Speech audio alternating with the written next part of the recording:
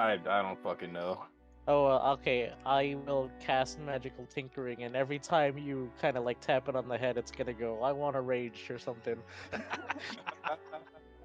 I want to rage. There you go. You got a little action figure now. And hey, all right, she's sweet. So I grab my little wooden statue. I hop on the cart again. And I'm just tapping it on the head. Every fourth, I want to rage. Is it just a piece of wood, or is it a wooden statue? Wooden statue. Like a wooden figurine. Okay. I knew I didn't. I'm I knew so I didn't trust satisfied. that lady. I'm going to let them shut up and let me go back to sleep. What I a get- rage! Rage! He's gonna tap it every 5 seconds while he's on watch. I want to rage. I stuff wax in my ears and try to meditate. So the night goes on, and even as Golteb is supposed to be sleeping, he keeps tapping this thing, making noises to all of your dismay. I Because you just wanna can't rage! get a good night. We'll read it for you guys. Since the events of Picard's passing, the company has seen great improvements in its local standing.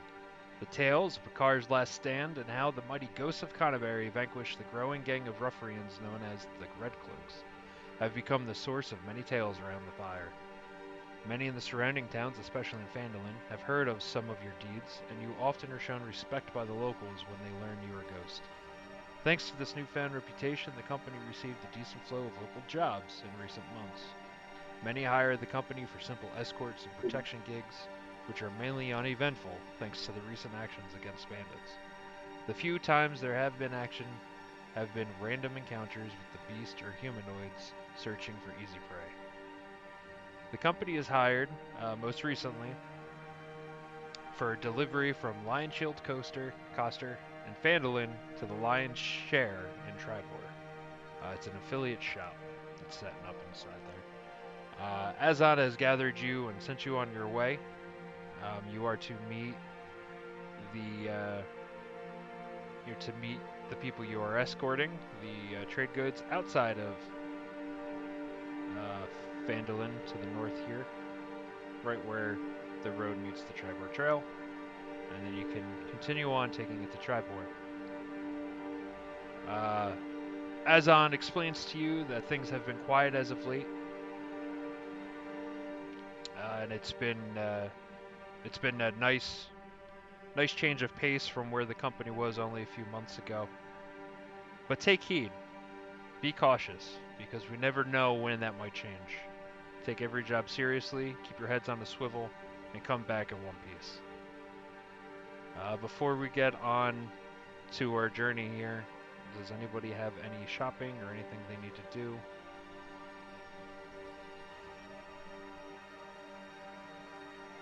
Can't remember. Don't know.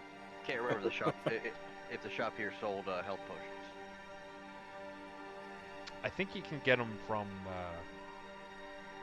oh man, what's her name? The healer? Freya. Freya. Freya. So, if I think I anybody still needs any of some those, too. I think we had a lot. We could put a few.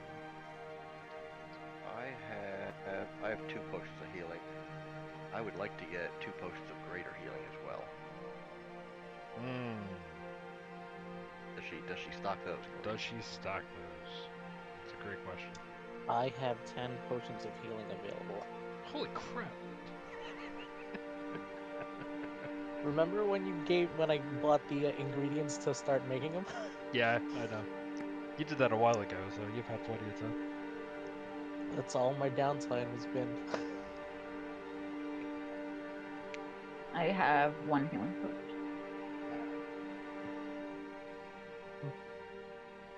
So in the company inventory right now, there is 10 potions of healing which can be distributed, however, and 1 greater potion of healing.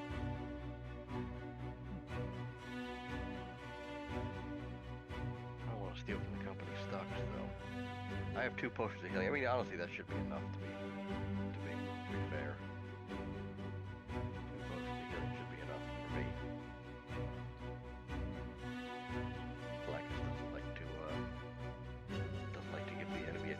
attack? I actually don't have any right now. Well, there's 5 of us. Why don't each of us take 2 and then return whatever needs to be at the end?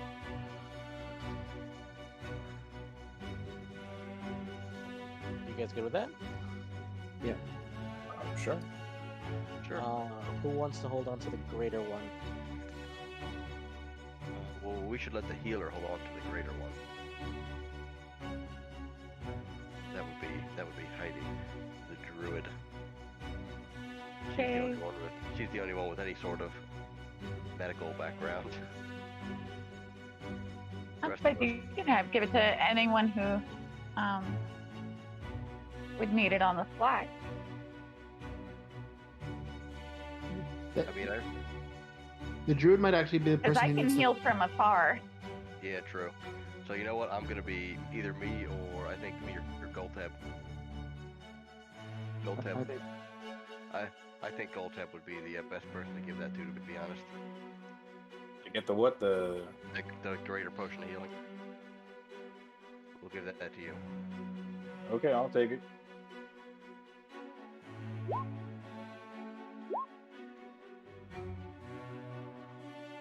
And does anyone have armor that they'd like Lord to said be hi, by just- the way.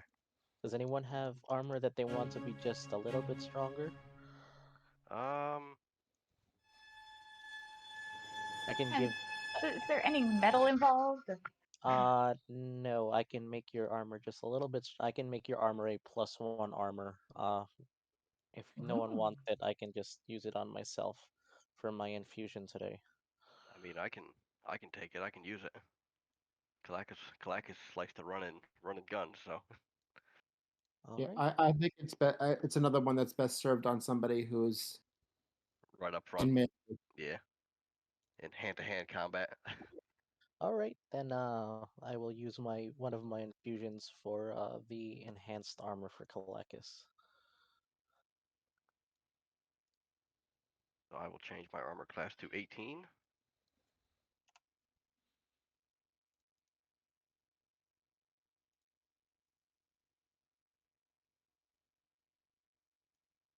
And then I will add 2 more potions of healing to my thing. That's it for my prep.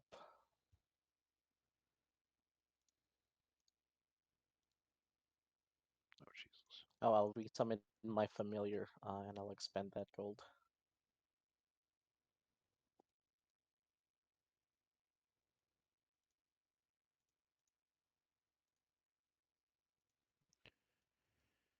All right.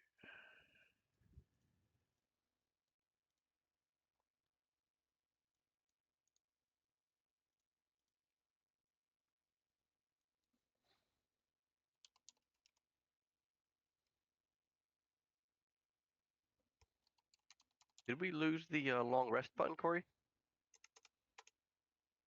I just used it. I don't have the long rest button. Oh, you only you can use it now. No, I your don't- your I didn't token has change to it. be on the thing.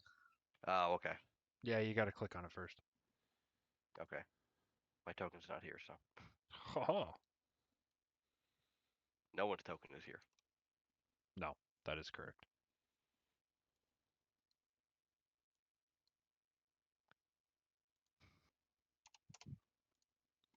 All right. So you guys begin your journey out? Is that what we're doing here? Yep.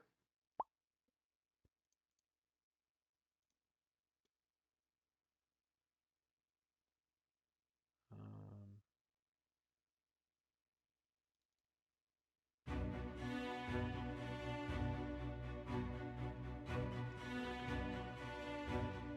all right.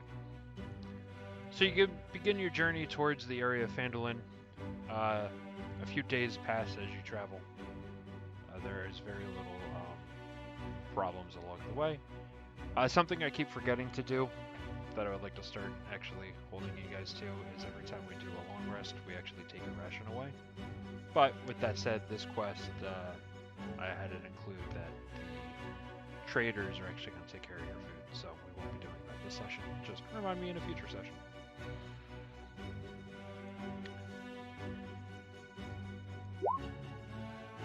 No more free food. Sorry. Gotcha. Yeah. I mean, you can steal it if you want, Everything's always free when we're mercenaries. I guess. All right, so yeah, you get to your meeting with the traders outside of the outskirts of Phandalin, with very little interactions with anything else. Everything was a safe journey. You meet up with them, and I don't have it in front of me. You have the person driving the first with the main wagon with everything is a clerk from the store, and you begin on your way to Tribor. So we'll start you right here at this hex here.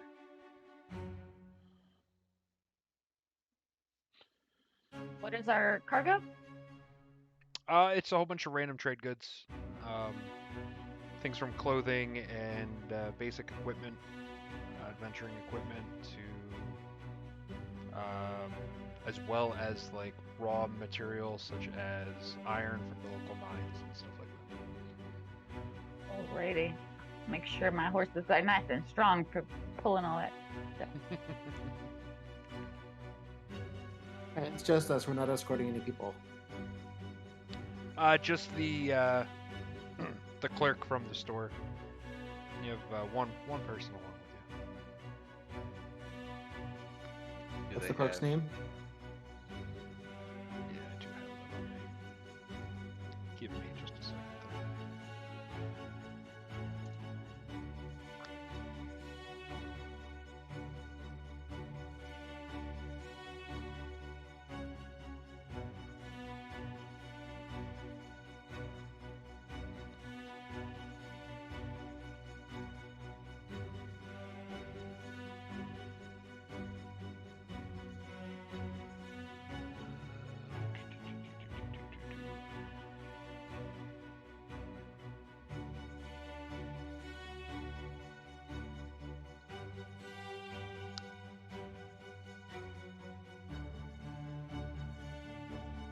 That's good.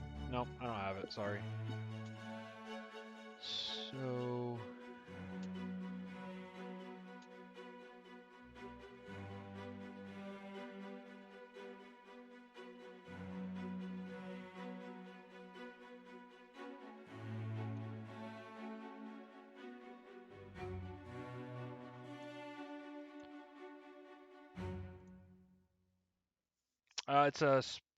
It's a stout male dwarf by the name of Nurevel. Nurevel.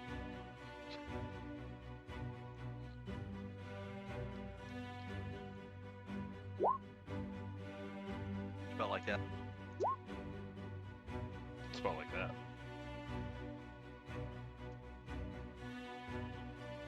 Just curious.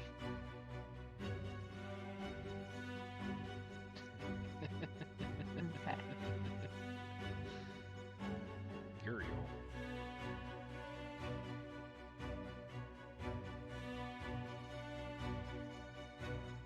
Alright, so are you just beginning along the trail going to Tribor? Yeah, might as well.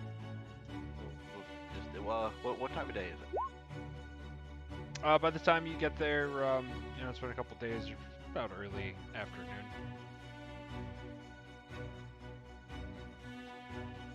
Yeah, I guess. I mean, might as well keep traveling, get as far as we can today. Yeah, everyone else good with that? Absolutely. I'm fine with that.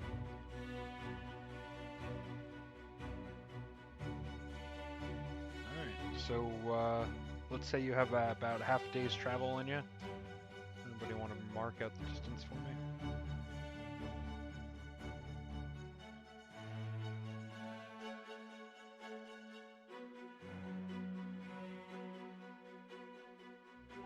About how far are you saying we can get in half a day?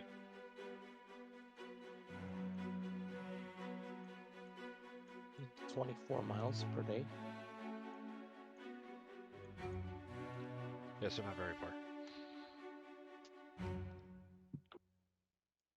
We'll see you get out of here. So with that said, let's not go day to day. We'll speed up a little bit. You guys make your way down the Tribord Trail. You know, as the seasons have gone by and you've been enjoying your time in the region and doing some of these small jobs here and there, the days have gotten warmer and hotter, and it's particularly a pretty humid day today as you're walking. As you get past a nice little bend that you're familiar with, you hear noise coming from up above around the corner of the roadhead where it merges with another road. Or rather, it splits and forks. What kind of noise? Like a really loud thump noise.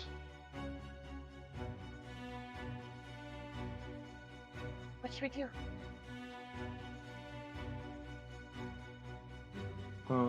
Listen, I think we should slow down Out?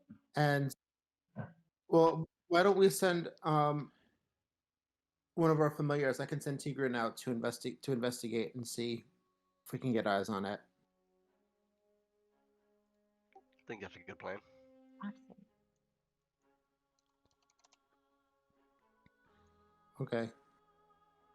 So Tigran, in the form of an owl, flies up to try and scope out where the noise is coming from.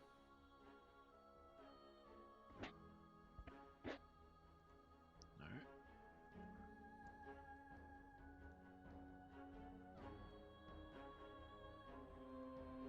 Give you a little card down here. You guys can set up the party the way you would like.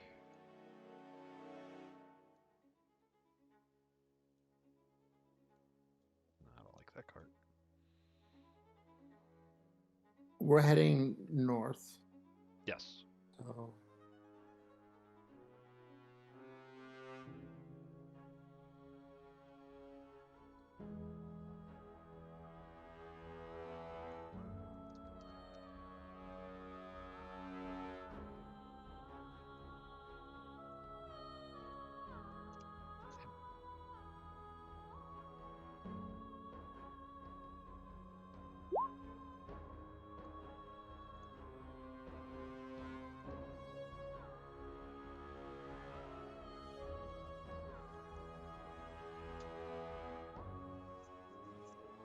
All right. So the familiar shoots off to the north, further up the trail, and spots a downed individual in the middle of the road.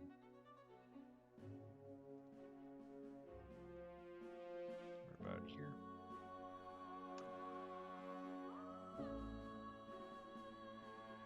is there anything up in the sky right now?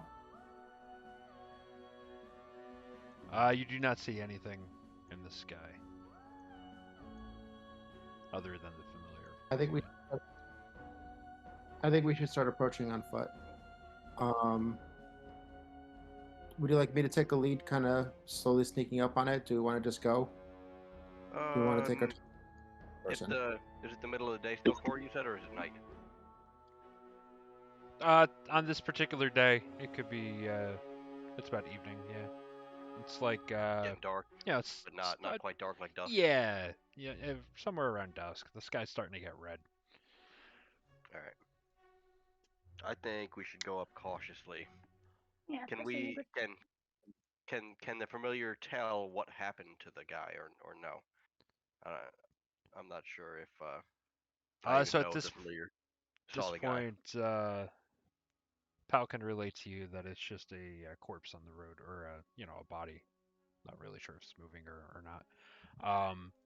But Pal, your familiar does spot also giant humanoid creatures moving to the left in the trees.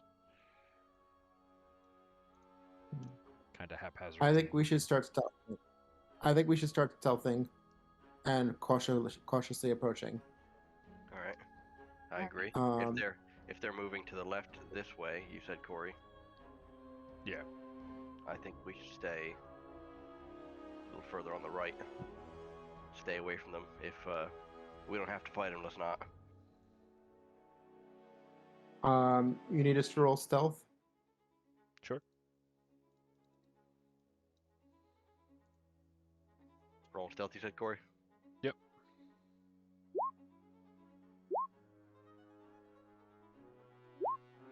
Give myself a little guidance on this.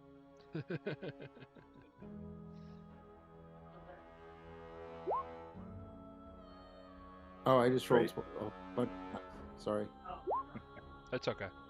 I walked into a tree. So a 14. Just use. I guess you just whatever my first one was. Yeah, that's fine. I mean, they were all pretty good. Yeah. Alright, that's not fair. Sometime the random number generator on here seems a little left up. What are we hiding from your encounter here, Corey? Yeah. Tell me how 1, 2, 3, 4, 5 rolls in a row I get a natural 20. Oh my gosh. That doesn't seem right. Should have played the lotto. And you're all cheating dead. over there. Too late. Cheating over there, Too Corey. late. Too late for that today. You blew it already. You rolled your weekly allowance of natural 20s. Little did I know. Okay. Yeah, don't say that yet. That's the perfect die. It's only 20s. So I'm doing the best I can to keep up. Yeah, we got at least one person staying with the horse and stuff, right? I think 2 people Yeah. should stay with the horse. I'm close by. Shalstar and Heidi, you guys good staying back with the horse? Yeah, I think we Mhm. should be okay. I'm gonna take one of my ball bearings and then cast my magical tinkering on it. Let's make it sound like a woman screaming. I'll make that go off in 5 minutes. You wanna send your owl over there to like kind of fly this ball bearing in the other direction?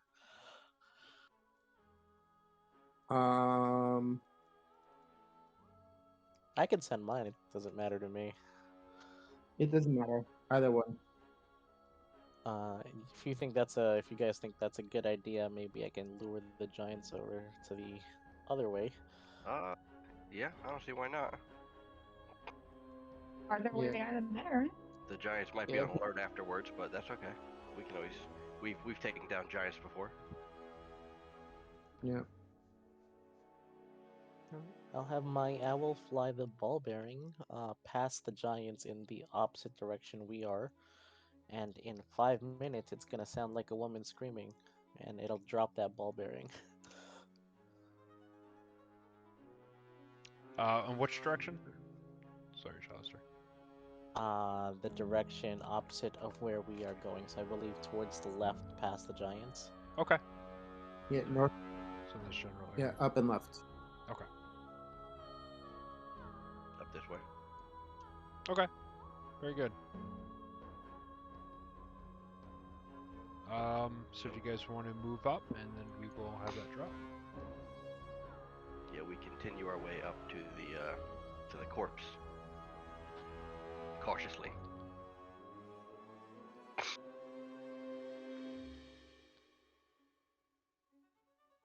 As you move up to your left, you hear, as you expect, a very loud screaming noise of what sounds like a woman in the distance.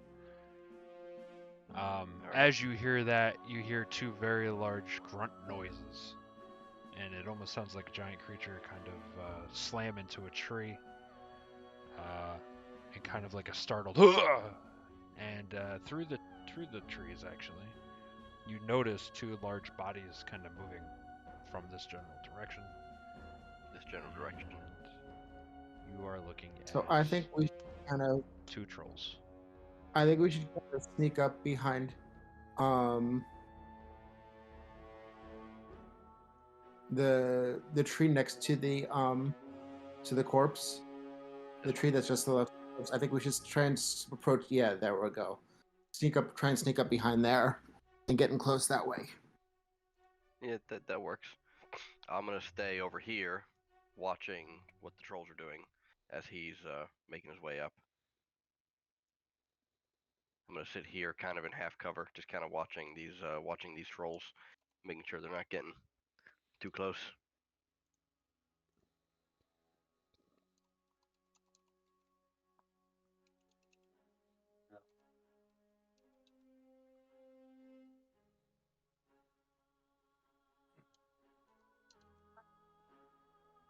Take a quick look at this corpse. I mean, can I confirm that this person's dead, or is it still alive?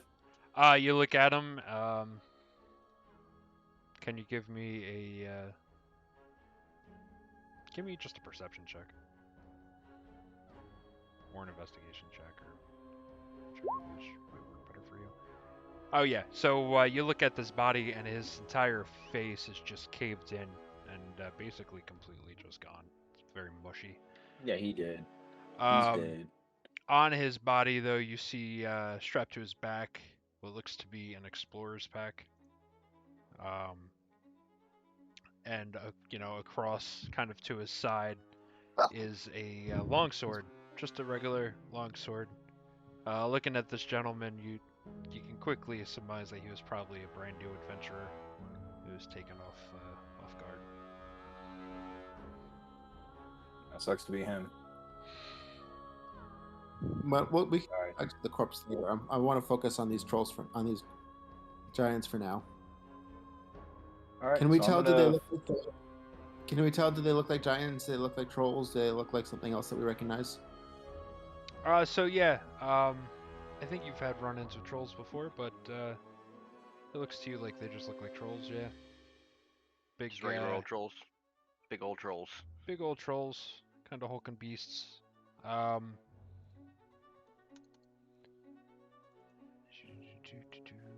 Should be okay as long as we don't feed them. Don't get them wet. It's not very late, so I think we're good.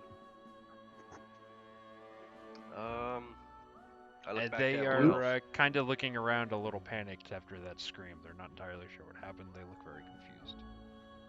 I look back to everyone else and say, I want to kill it. Do we need to engage though? Maybe if they're moving around, maybe we can keep on sending familiars with, stuff and just lead them off the road. Are we going on the left? Oh wait, I'm not near you guys. If we can just distract them and move them further off the road, we might be able to get past and completely disengage with them. It's worth trying. Just disengage them. Just distract them and try and move them off the road. I mean, if it doesn't work and we have to fight, then we have to fight. But I think if they're all confused by the screaming, we may be able to send them in that direction to investigate. Yeah, we can do that. But what if they attack someone else later? That's not in our hands. That's I'm fair. kidding. No, I'm kidding. Yeah, Goldtip just wants to kill things right now. That's how Kalakis is. Kalakis, remember one of our good friends just died not that long ago, so we're full of teenage angst. Kalakis wants to kill things. So, are we going to engage, or which plan do we want to go with? You guys do what you want to do. Yeah, I guess the Okay. smart thing would be just to try to Yeah, see if we we'll, can sneak yeah. by, because Yeah, we'll see. if we're gonna fight, regardless, we're gonna have to fight. So Yeah, we're gonna try and sneak by him. So we're all gonna I try guess- to stay stealthily and pull the wagon up as slowly as possible and try and just kind of sneak by him. Since we already have half the party up by the trees, maybe we could, just take cover in the trees and see if we can get the wagon to go by. So Yeah. in case the trolls do decide to fuck around, at least we can get a little jump on them. Yeah. Yeah, I agree. Let's signal. We'll have House Familiar go back and signal to the wagon to come forward. Yeah. I start leading the pony quietly and forward. Okay. If my familiar's back with me now, what I'm gonna do.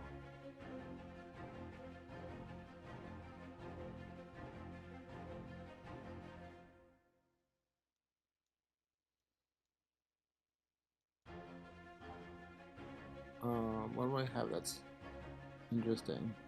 I'm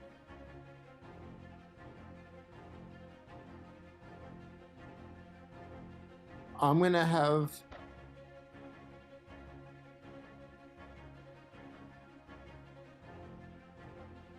my familiar take like how many ball bearings do you think it can hold on its head? It can hold. Like 2? What's it, an owl? Yeah, it's an owl. I mean, owl's got pretty big cheek pockets. So yeah, I'm gonna give it like however many ball bearings it can carry. I mean, what kind of And owl are we we'll- talking here? Snowy owl, barn owl? I'm assuming a standard barn owl, so we'll say a large rat worth of ball bearings. Yeah. So however many that is, we'll load him up, and what he'll do is he's gonna fly up above the trolls, drop him right on the trolls, and then kind of fly away in the direction opposite us and kind of screeching as loud as he can.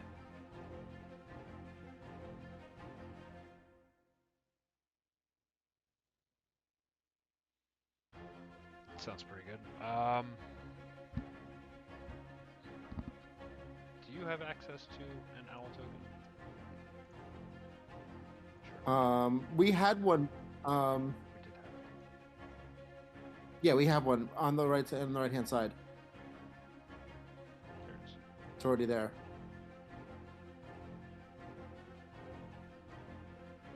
Yeah, it's in the character sheets.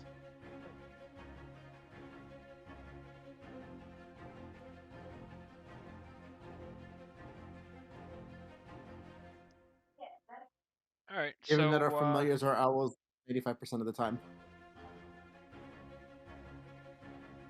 It's true. So I'm just gonna have it roll a dex. Are you okay with me rolling it, or do you want to roll it? Or just a d20? It's fine. It's a +1, so.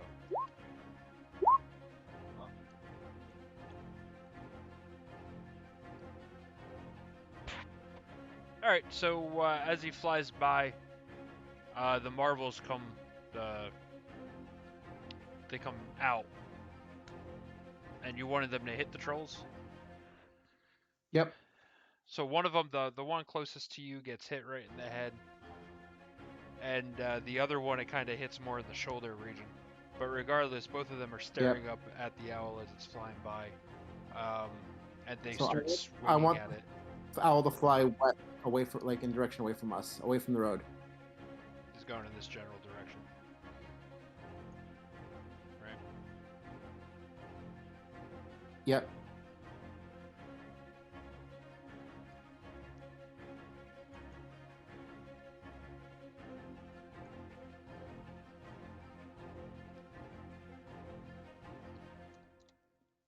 Okay, so as that is happening, the trolls are running after your owl, who is screeching, and they are panicking, throwing their arms Okay. in the air. And all So- while this is happening, Yeah. Corey, our wagon is moving further and further up. Heidi, you can control the wagon if you want. I got it. Thanks.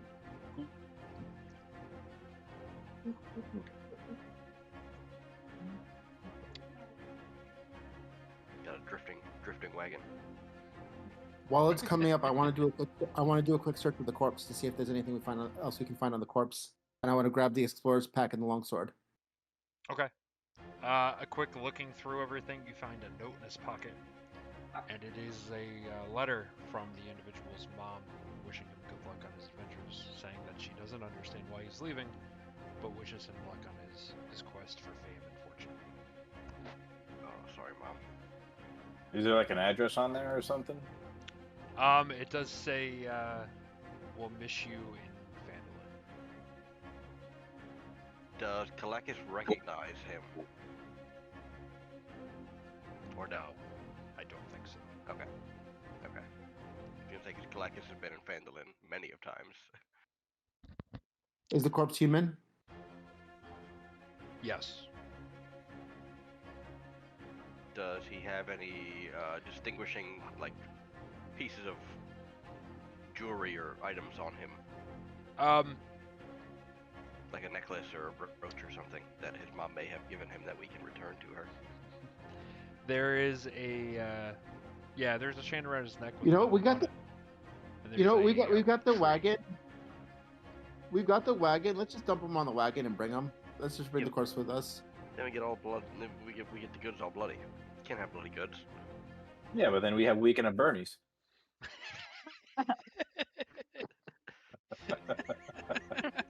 Do we have something that we can wrap him in? Anybody have something we can wrap him in? Let me see. I need a whole bunch of those red cloaks.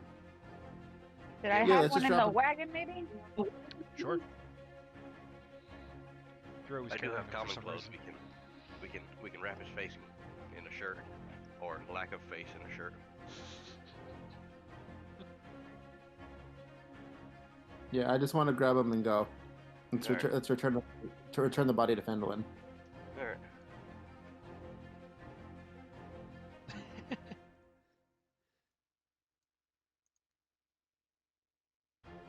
All right. So The body. we're on our merry way then, Corey. Unless Okay. unless these trolls sense something behind them. Maybe funeral service should be part of our gig as Ghost of Canterbury. Start charging a new service. Yep, new We'll add it service, to the funeral business service. card. Well, we just grabbed this body hoping we're gonna get a reward from it. I mean, could you imagine a funeral service where someone's able to actually raise the spirit to talk to everybody? That'd be terrifying. That'd be a pretty interesting funeral. Frank, I always fucking hated you, Frank. Go fuck yourself. You suck. You suck. You're cool.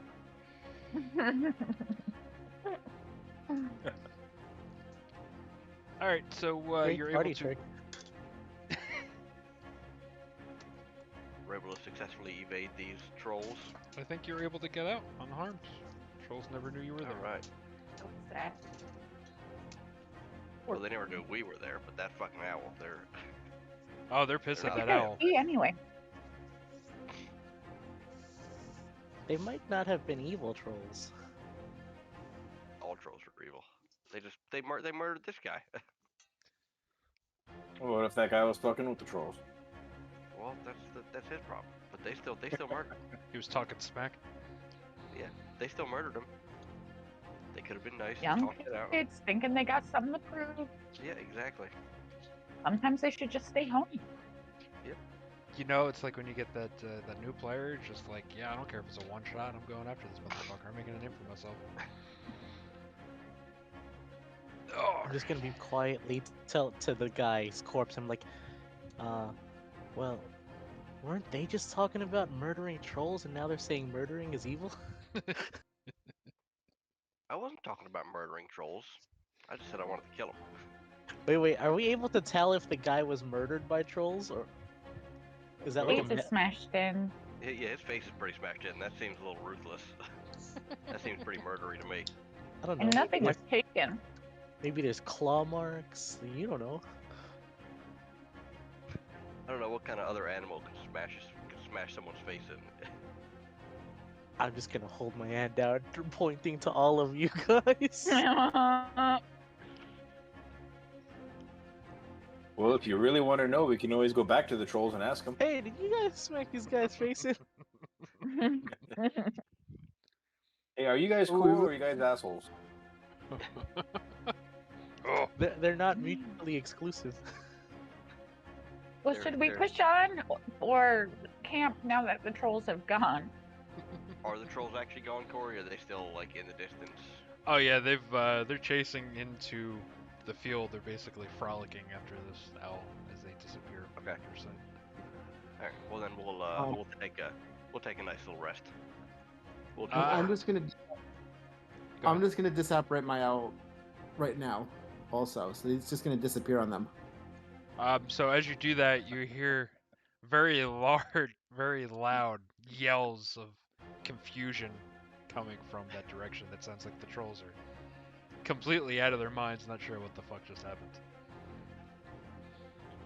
We better hope they don't live near here while we're sleeping.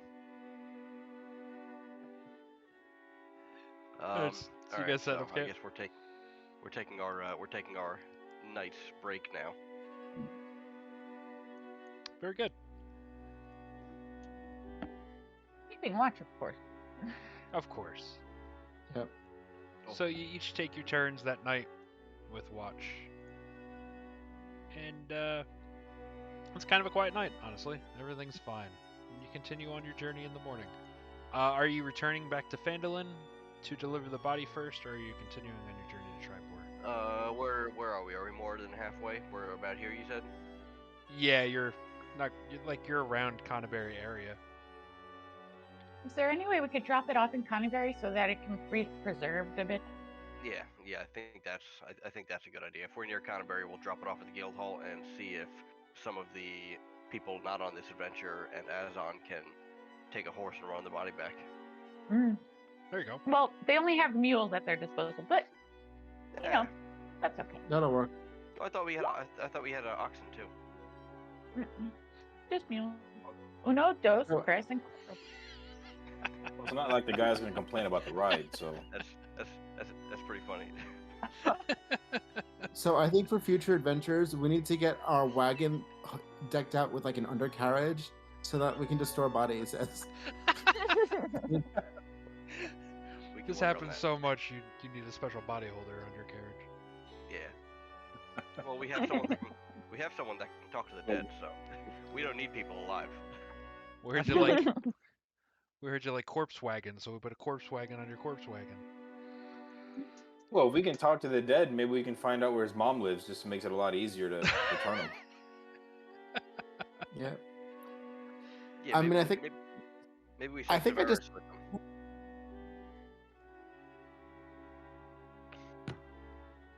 Send Severus down to Phandalin with the body, and him and his mom can have a nice chat.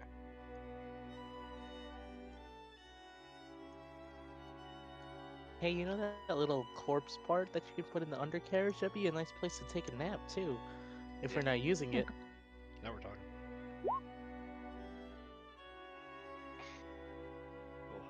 Man, this carriage is getting better and better. So Azon takes notes of all the suggestions you just made, and you guys can work on that when you return from your quest. In the meantime, he is looking into getting the body back to Phandalin to see if they can find the family to help deliver some sense of peace and comfort to such family. All right, so you guys continue along your trail, the Tribor Trail, if you will, towards Tribor. The Tribor Trail to Tribor. Called Through- Tribor. Are there a lot of boars here, or only 3? There is the question.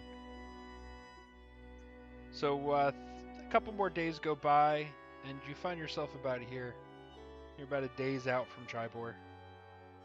You have set up camp. And what order do you guys set up watch? I'll take first watch. Very good. Who I goes only second? need take the 4 last. hours.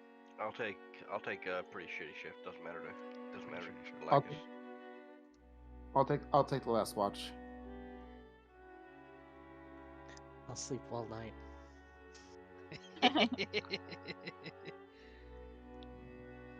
My kind of Just guard duty right just, there. just to annoy Shalstar as Galactus is taking his watch, he's just kicking Shalstar's bed the entire time. All right. So, it's actually on the first watch that we're here. Goltab, you are awake. It's super zoomed in. Holy crap. Goltab, it's your watch at the Oh, moment. hello, honey. How's Lucia? Alright.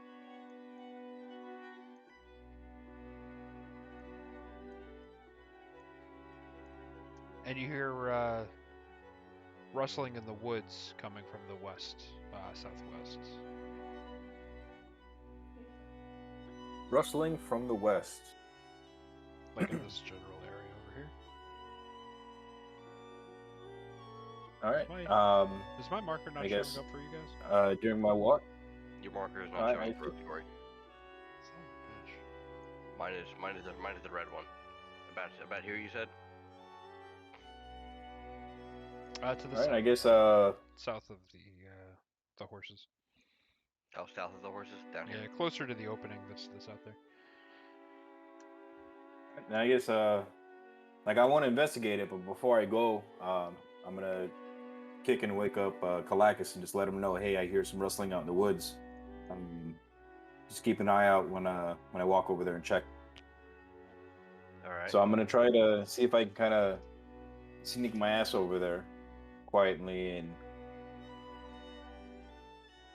so do I have to do like a stealth check, stealth roll on this? If you want to try and use stealth, but you don't have Or to. perception? Up to you. Yeah, I mean, I'm gonna try to sneak over there to see. Okay. Yeah, give me a stealth check, and then yeah, you can give a perception check too if you want.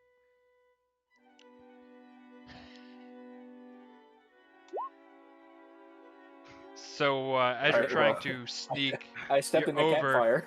That's right. I was gonna say you stub your toe on a rock and give out a nice large yell. Your barbarian scream. In the dark of night, you're wearing your barbarian fur pants. You walk near the fire, and your pants catch fire. They go up like a tent. But to the south, you see a woman approaching the camp. A woman approaching the camp. All right, so I give everybody a heads up. Hey, we got somebody coming up. And we wake I guess we wake everybody up just in case.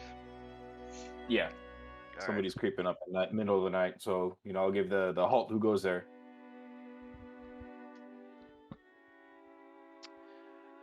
So the woman waves her hand and says, I mean you no harm. My name is Harper, and I've just come to say hi. I'm still listening, so don't worry about me. Say, I have a proposition for you. All right, so what do you propose? Has anybody woken me up yet? Yeah, they woke us all up. Yeah, everyone's woke everybody up. everyone's currently awake. Cool. As she walks closer to you, she is wheezing heavily. Like she's carrying something heavy.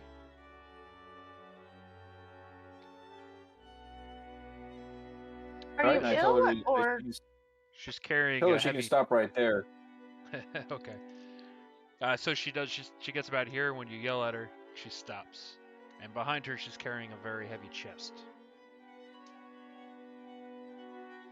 All right, so what's I'm the a little proposition that you have? I'm a little groggy, but I perk up when I see the chest. I thought chests were usually on the front of people, Corey.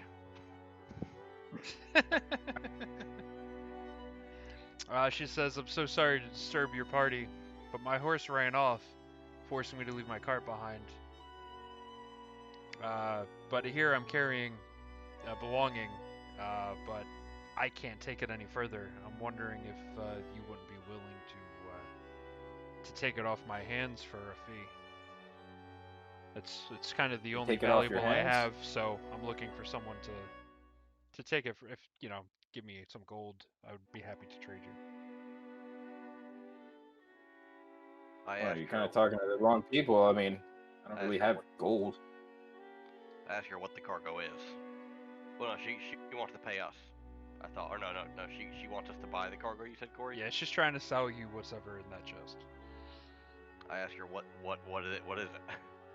It's a statue that's been passed through my family. It was an heirloom, but the statue can easily go for,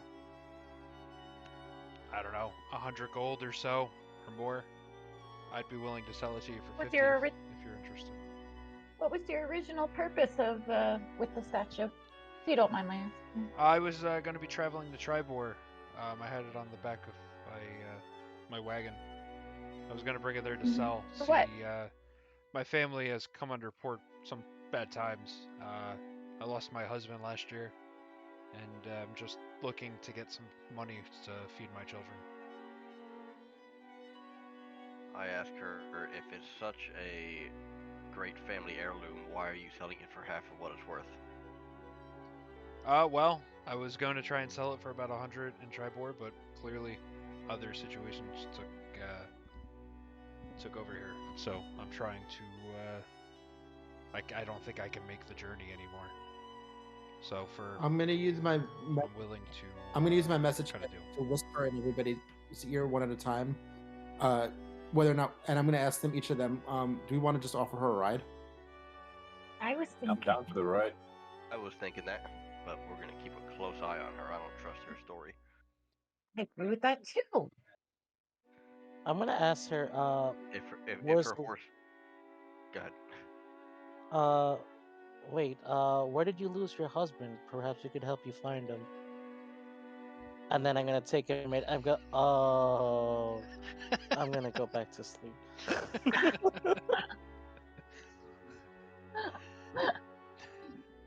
A look of sorrow comes across her face, and she doesn't seem too pleased with that. Was it in? Can I make an insight check? Was it genuine sorrow?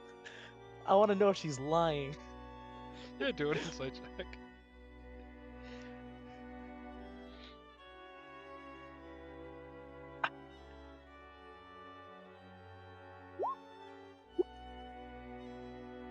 She seems completely As far as you know, authentic to you. Cover my face with a blanket.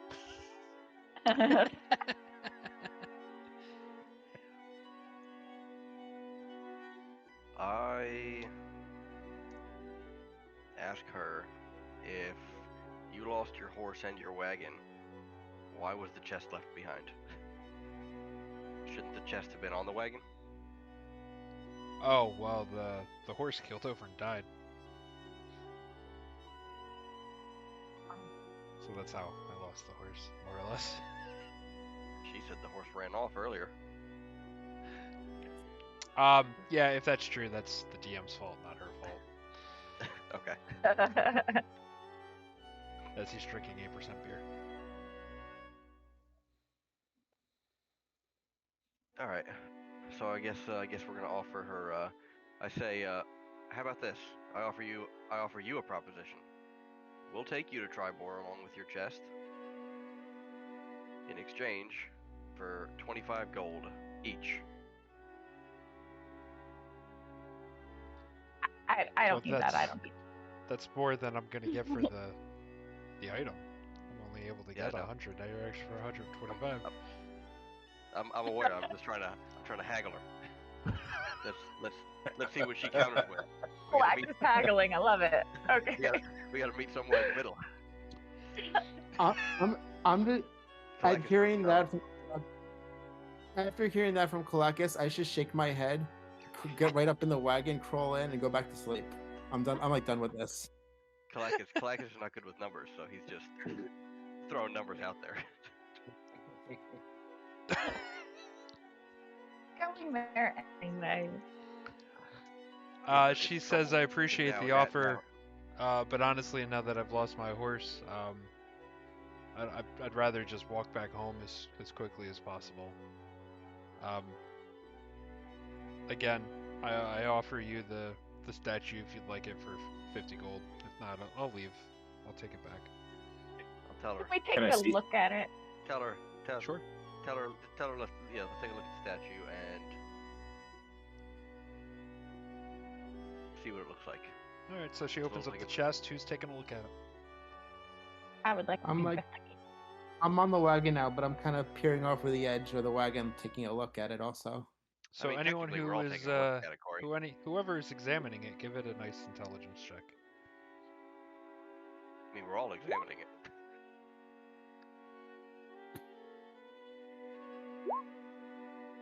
Intelligence check. Intelligence, investigation, whatever you want to do. Just looks like a fucking statue to me. Nice one though, from what I see. Oh, Yeah, now we're okay. now we're talking. Good job, Gultab. What do you think, Gulpeb? All right. So look at it. you all look at the Half- statue and half are like, an eye open. wow, that's a pretty statue. Glacus is just staring at the statue, not sure what the hell it is. Not even sure it's a statue. Yeah, I think that's pretty appropriate. You're Oh my- you're It's- you're looking at it about the same as I am, pal. but you're only looking through half an eye. You're half asleep over there. Not the most Yep. keen They obviously thief. don't appreciate art.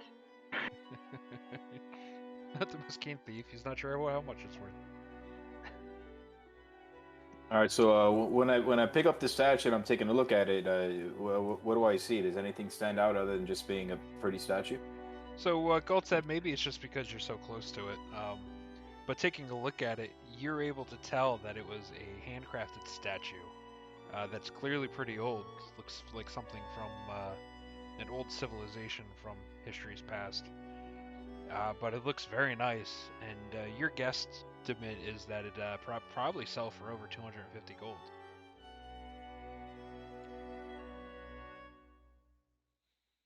Yeah, I think Goldtip likes this, so I asked her like, how much you wanted for it? $50 or 50 gold? I was just looking for 50. It's about half of what I thought I'd get it for. That's it. I mean, I got 40 on me. That's the best I can offer you. Do we want to be nice and let her know that it's expensive, or do we want to just kind of rip her off and buy it for 50 and then go sell it for more? Nobody else knows Alright. it's expensive. Yeah, nobody else but Goltab knows it's expensive. We're all just Goldtip, I want to fuck. keep it and put it back in my fucking room. I jump. I'm gonna I hand it. jump off. I'm gonna hand it down generation to generation now. Oh, by the way, it's made out I of jump off. I jump off the wagon. I walk right up to Gold Tab. I give him a little kick on the leg, as far as up on the leg as I can. I'm like, and I call him. Give him like a groggy, call him a dick and an asshole. Walk right up to her. I walk right up to her. Give her 10 gold. I say, "That's my. Here's my share. Take the other 40 from him." I turn right back around, and I said, "Just buy the damn thing and let's go. I want to get back to sleep." Fine, whatever. I reluctantly hand over the extra 40 gold. So 10 And I from take the Pal, statue begrudgingly. 40 from Goltub. She looks at you defeated, takes the money, and she says, "Thank you for your help." And she walks away You're welcome. into the night. Be I look at her- careful. I look at the lady and say, "Thank you for your burden." All right, so now I got a cool statue, Disappears. and then I give you. I I pay back your 10 gold. What? I scream at them. Get her name before she goes. Hey, miss. Your name. It was Harper. She did say when she approached before. What is it? Harper. What town do you live in? What village do you live in? She's from Phandalin, she said. She was in a cottage along the road near Phandalin area. Okay, near Phandalin. Probably a Wait, little is closer this to your Trevor, husband? honestly. Do we have her husband? No, that was her. Opportunity missed. It was the guy's mom that wrote that wrote the note. He can't have a mom and a wife? No, one of the other, Corey. You know this. In The your case, tragic yes. backstory. Yes, I do. After she leaves, can I take a look at that statue, Goldtab? I'll just ritually cast detect magic on it. I'll charge you 2 gold piece to look at it. Sure. All right. There you go. I detect magic. Is it magical? There is some essence of magic coming off of it. Do I know what school of magic?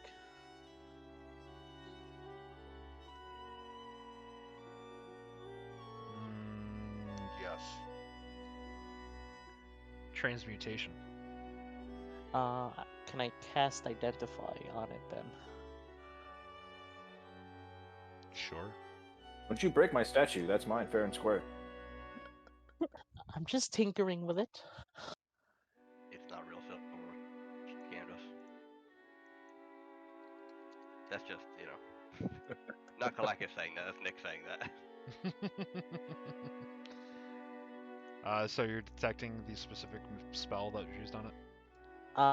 Yeah, I'm using Identify. Yeah, it was transmuted.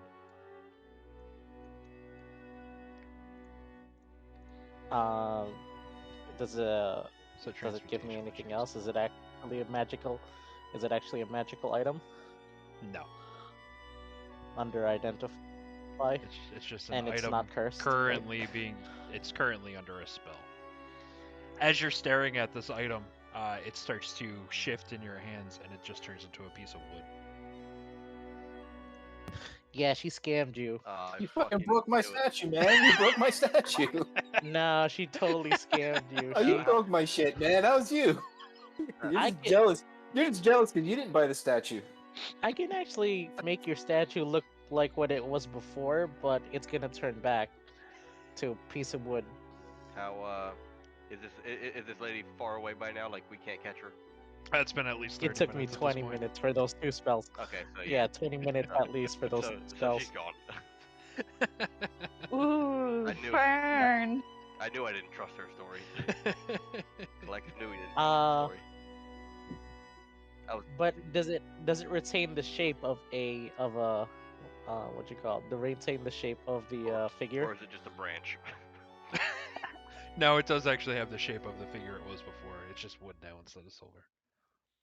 Just paint. Okay. Just paint it. Give me a catchphrase, Goltem. Give you a what? A catchphrase. I don't know, like a barbarian thing to say. I don't fucking know.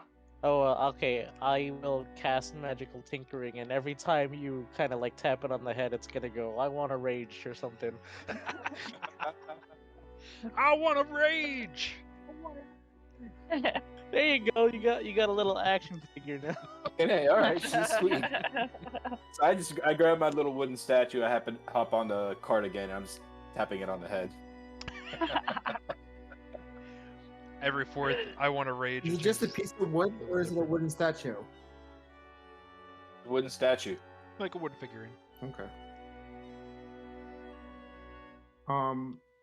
I knew I didn't. I'm knew so I didn't trust that satisfied. lady. I'm going to invest to let them shut up and let me go back to sleep. Alright. What So I a guess- rage! Rage! Worth it. He's gonna tap it every 5 seconds while he's on watch. I want to rage!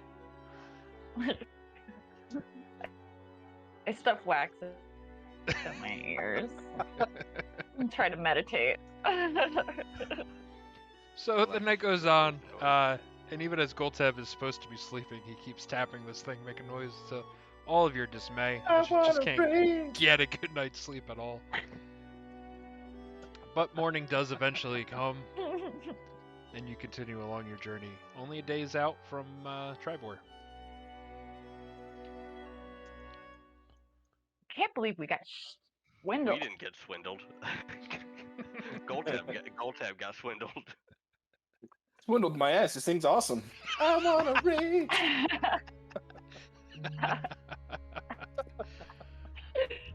One man's trash is another man's treasure, so they say. Especially now that it talks. Well, yeah, well, I wonder what we can sell that for now. I can disable that at any time if I need to. Just letting you know. Oh fuck, man, come on. You know we're gonna charge me rent now every day. I gotta give you like a gold piece to keep it going, like batteries. Pretty much. All right. So we get to Tribor Quarry, So or not quite yet. you and the wagons enter Tribor, the city of Tribor.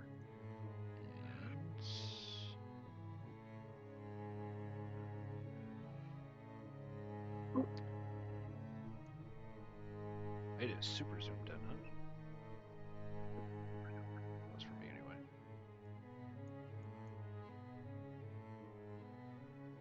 No, it's pretty well zoomed in for us too. Yeah.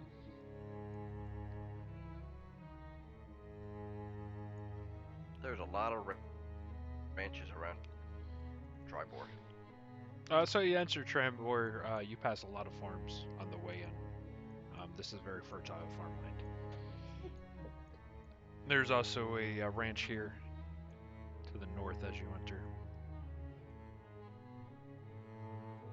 And you continue up the road, or rather you come from the west here. So yeah, there's a couple ranches. There's a lot of farmland. The lost. As you enter the town, Yeah. Oh god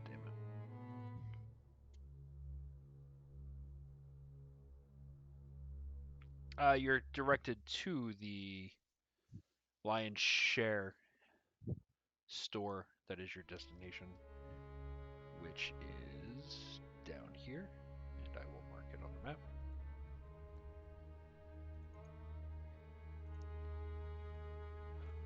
And to get there, you're passing through this square right here, what's marked as Market Square. You're passing a couple market stands and whatnot, and there's a massive tower in the center there. And you approach the Lion's Share, and you're as you approach the owner,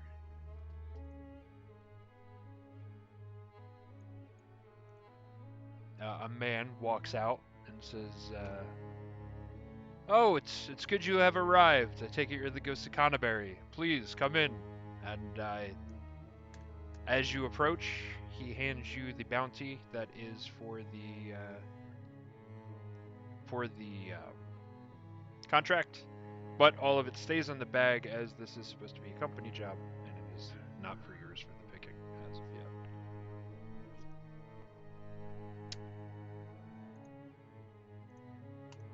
But All right. you are here, and he thanks you for your journey and asks if you had any trouble along the way. No, I show him my statue. Hey, look what I got. This is awesome. He looks at you a little puzzled, and just seeing this wood thing in your hand goes, good for you, buddy.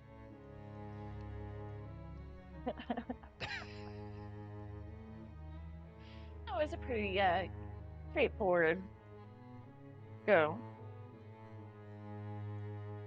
Oh, that's good. Ask So him no if real problems. he knows. No. No problems. Nothing the ghost can't handle anyway.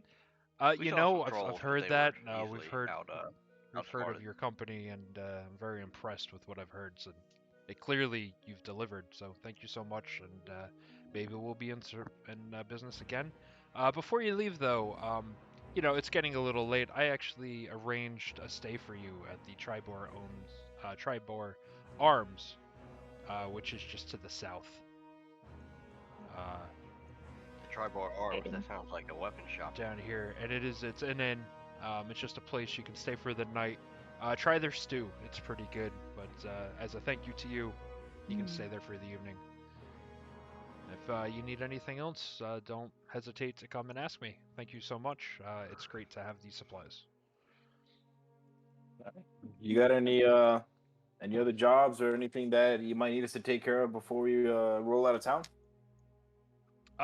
No, I'm good. I'm okay, thank you. But maybe someone else in the area might. I'm sure as you entered, you realized that you saw kind of in the market and stuff. They're putting up some decorations. There's a celebration coming around the bend here. There's been a lot of activity, so maybe you'll meet a traveler or somebody who can help. You can ask help. Who Alright, well, might need your thanks for the info, dude. assistance. Yeah, have a good night. Kalekis asks him if Kalakis asked him if he knows anyone in the area that has that sells high quality weapons. Oh, if you're looking for weapons, you might want to try Oldeneth's Arms, which is to the north. It's he's got quite a few weaponry. Also across the street from him is Four Hammers Forge. It's a dwarf who makes really fine weaponry. So if you're looking to get something custom made, he's the guy to go to. But if you're looking for something off the shelf, Oldeneth's has got a good supply.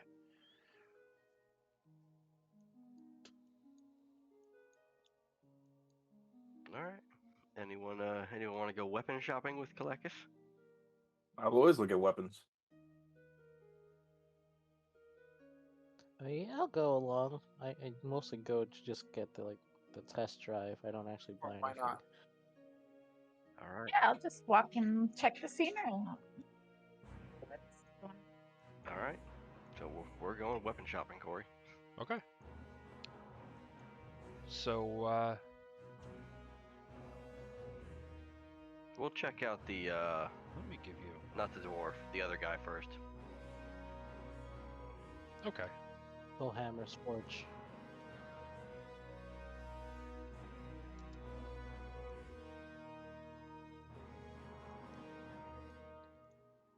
Here. Oh, fuck. Give you 2. Alright, so we got you a marker. You know what? This is a high quality enough map. Let's put all your freaking tokens on here. We can make it work, right? Yeah, it's a pretty large map. You can zoom in as you need be.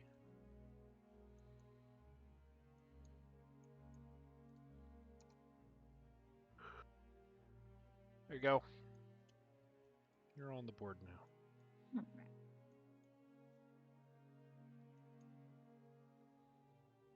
All So right. he just told you it was So to the which north one up was the. the, He told you it was north up the road, the main road there. this road, right? This road right here. Mm-hmm. Which as Kalakis is walking up the road. Nope. There we go. As Kalakis is walking up the road, do I see which building it is? So as you're walking up the road to your left, here, this thing here, you see a sign for the Cart and Coin.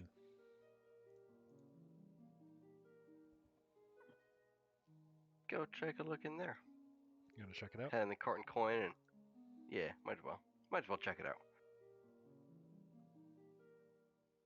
As you approach, you see a lot of you see horses and draft animals. You see horseshoes and gear. This is clearly Wonder a place if for they'll have one of them body setting up Wonder- horses. setting up. Wonder if they'll have one of those hearse carts. Still on that? We need somewhere more sanitary to if store our you dead can- bodies. If you think the company will expense that, by all means. No. So cart and coin, they just have horses and stuff here. So I guess we'll just keep traveling on up the road. That's so tempting. I mean, if anyone wants to go pet the horses, by all means. I still look at weapons. I'm gonna pet horses. Yeah, let's go say hi to the horses. I'm gonna cast Animal Friendship. As you approach the stable, there's about 6 humans trying to corral all the horses, and they're kind of acting up and kind of bucking, and you see them struggling to get them into the stable. Well, I cast Speak with Animals and say, "What's wrong? They just want you to go to the stables. You'll probably get fed." The horse kind of gives you a laugh. I can't do a horse. That was pretty good. That sounded like an old man falling down the stairs for you. I was trying to be nice. Ah, they're fine, the horse replies. We're just having some fun before dinner. Oh, they're just playing games with the stable. The horses are dicks. I'll watch fun. One of the horses kicks a bucket full of water and it spills all over the place, splashing the men trying to hurdle to get them into the pen. Oh man. Looks like you're really having a hard time with those horses. They kind of look at you, but they're so focused on their work, they look a little angry that you even bothered them, and they continue on their work. Kalakis isn't even paying attention to what's going on here. He's looking for the weapon shop. He's hunting for that weapon shop. Kalakis, as you continue, you see another sign for this place to your right. And to the left. The Talking Troll and Rasner's Open Road. Neither one of those was the weapon shop. So Kalakis continues down the road. I'm looking for the sound of hammers hitting anvils. Is it Talking Troll? What is that? Is it a tavern?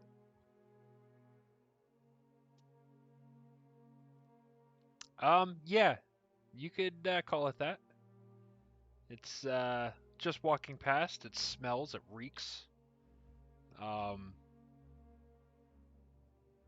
there And trolls there's inside? a lot of drunks passed out in the road and inside, and it's kind of disheveled. You know, it would be a dive if you don't have a better word to call it. The roof up top clearly looks like it's been on fire once or twice, and there's still holes in the roof. And you know, the tables outside are covered in bird droppings, and Seems like your average dive bar. yeah. All right, guys, I'm gonna go slay a troll over there. Look over a shelf. All right, go ahead. I will prestidigitate a chair clean and mending it so it doesn't break under me as I enjoy some tavern food. Doing it's the sturdiest it's ever been.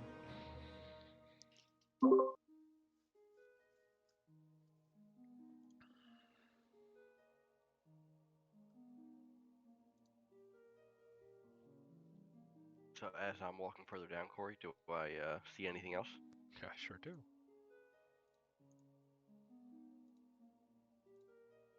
Althavir's harness shop? I don't think Kalakis needs a harness. They got special custom leather armor there. I think collecting does need a harness. What kind of 13% harnesses are you coverage. looking for? You also see a sign for Is that one of those? the inn up on the hill above you. The inn up on the hill. What are there, 2 inns in this town? Maybe. And a dive, apparently. 2 inns, a dive, and a S&M shop. It's a strange town, Corey. Now, Every that town's boar's gotta rest, have can you one. rent that by the? Can you rent that by the hour, or does it have to be by the night?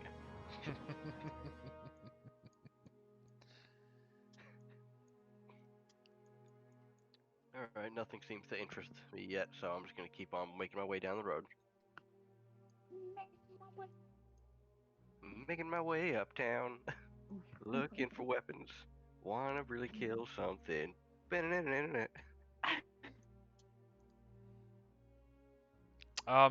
Now you're passing a farm. It's clearly just a farm.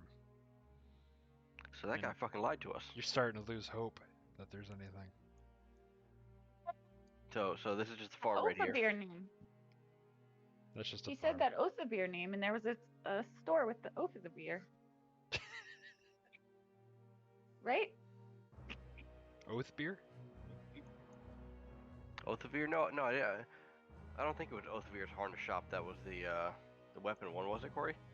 Fullhammer's Forge, was it?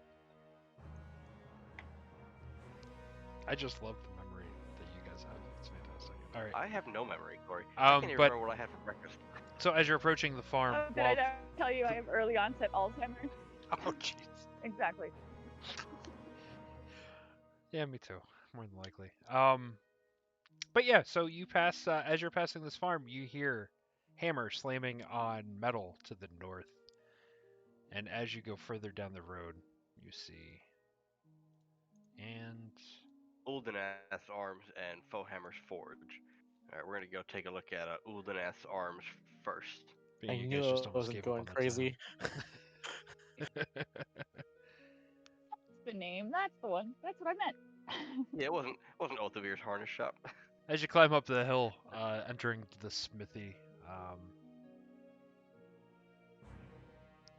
you enter, and a female human waves you in. She says, "Welcome to my great shop. My name is Harriet. Can I help you?" I look at her and say, I'm interested in purchasing a weapon of high quality. Can I see your wares? Sure. These are the best weapons in town. Don't let the forge across the street make you think otherwise. See, and she picks up a weapon and she shows you a sword and sees the stamp right here, and there's a glyph stamped right into it. This is proof that these are the best in the weapon, best in the town. And so she's got a nice assortment of swords and axes and anything you can think of. She have a maul. Sure does. Kalakis would like a new maul. And possibly a new greatsword if it seems like it's nicer quality than mine. What kind of greatsword do you have? I got a +1. She does not have anything nicer than that. Oh. So At she the has moment. a +1 maul though. Does she? I don't know. She said they're the finest quality in the area. Doesn't mean they're magical. That's true. Apparently I can't open up my catalog.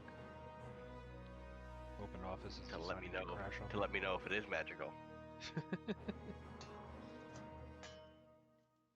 It's straight up just saying no. Just says no, you can't do it. Windows just told me no. It's I think Kalakis just got his answer. It's I think that means it's a +3 cord, right? this is a Schrodinger's mall. It both is and isn't magical until you identify it. Gotta put it in a box. Like my statue. Like your Where's the weapon? statue. Dude, your statue's just wood. It makes noise. Not just wood. Oh, son of a If bitch. you use it as a club, you can use the head, and every time you hit it, it'll say, "I would like to raise." That would be the most annoying beatdown ever. I could do that to one of your weapons if you want. Oh shit. Don't tell Kalakis that. Remember, Kalakis can attack 6 times in 1 turn. I can make your whatever weapon you have sound like a squeaky toy every time it gets hit. Yeah. Hey, next time you're on watch, night watch, when we're out in the woods, you should just do that shit to his weapons without him knowing. I only have a certain number I can keep up at the same time. I'll be willing to get rid of my statue special powers for that. Oh,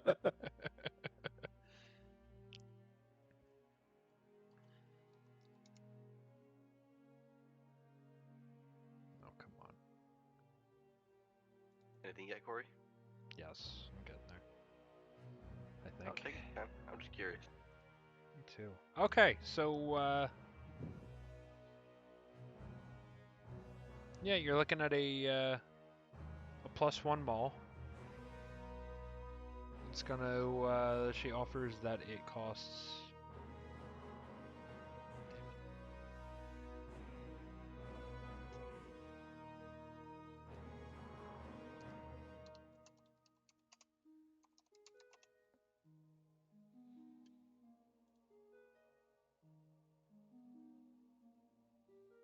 About 325. 325. Mm-hmm.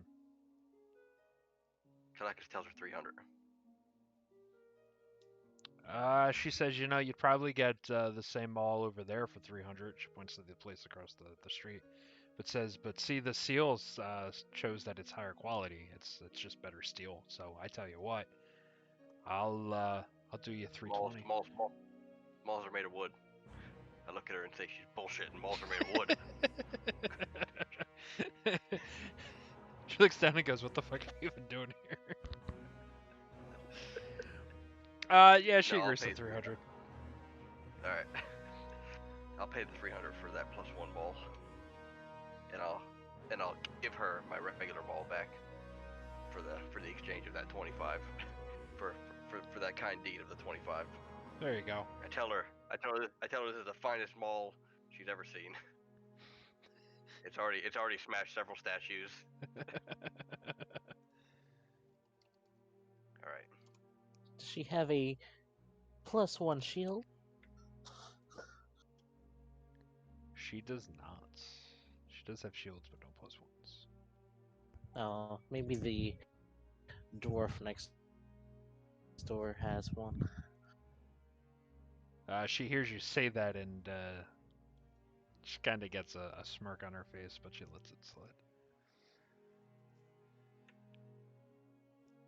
I mean, they're really nice. It's just, you know, Sure. I like. Do you know I'm this? gonna inquire This about. shop has been in my family for three generations. The hell did my mall go? Disappeared. There What it was that, is. Mike? I'm gonna inquire about short bows, light crossbows, scimitars, rapiers, and short swords. Peruse the selection of those items. Sure. She's got all those items, but they're just I don't think there's any +1s in there. Okay. If that's what you're looking for, but she does have the basic items. Yep. I'm looking for upgrades. They're beautiful weapons, but I'm not looking for a piece to hang on my wall. you They know? are very ornamental, but they're nothing special other than that.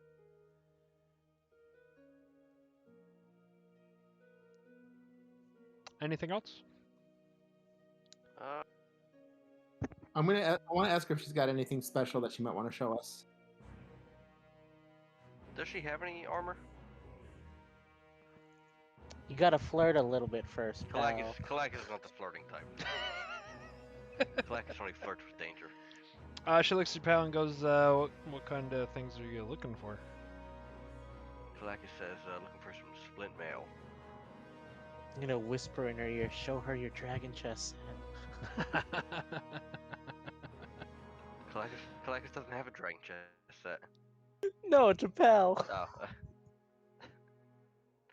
was gonna say Kalakis has smithy tools.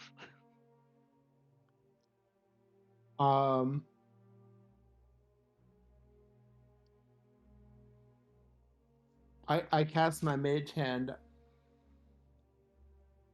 Have it sit down on the counter next to her and go next to her, kind of make some circling motions, and I go, something special. If he's trying to flirt, I'm gonna give him guidance. You give me a charisma?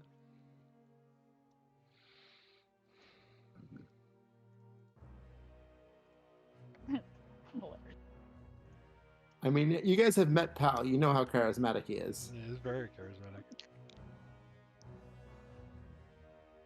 He's also half the size of a regular human.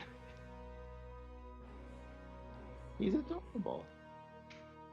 She looks at your mage hand and your movement there, and she almost seems a little offended, and says, "Look, I'm closing up shop, guys. It's time for you to leave." She never She kinda answered if I pushes had- you to the if she door. had- She never answered if she had splint mail for me. She did not. That son of a bitch. I look at her and say, "All right, I'll go next door then." So she kicks us out then, I guess. I look at Pal and say thanks. Try to hit on her.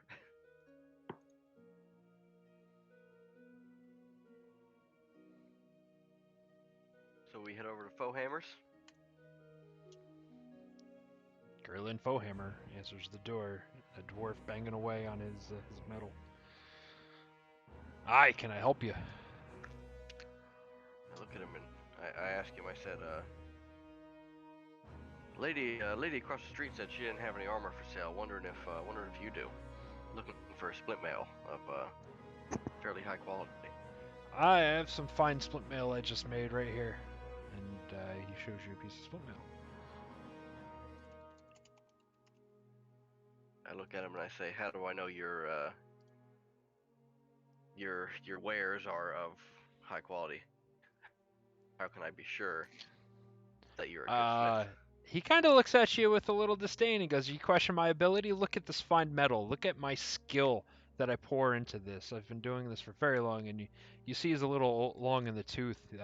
He's definitely been there for a long time, and as he stares at you, you just see the scars on his face, the burn marks on his hands, that he's been at this job for a long time.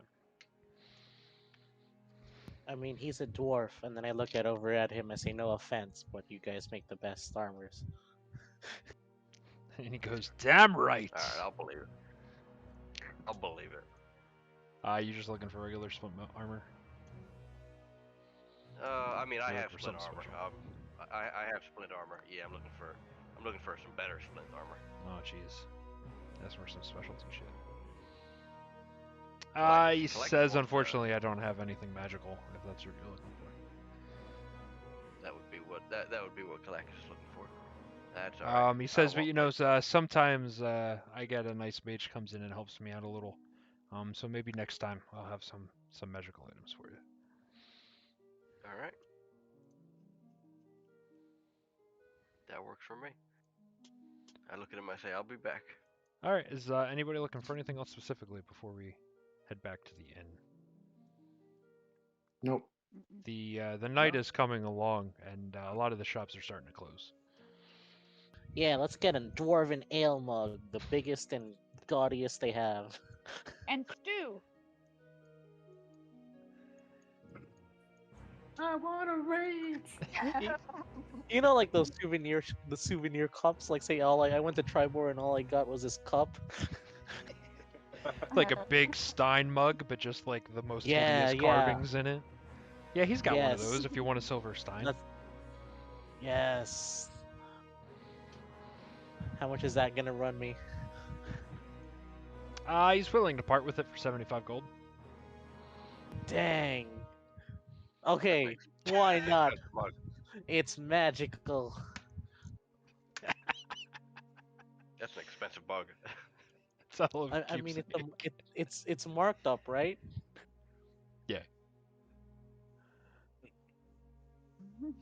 It's your ideal souvenir right there. Heck yeah. Let's go. 75 gold. Perfect. You now have yourself a silver Stein.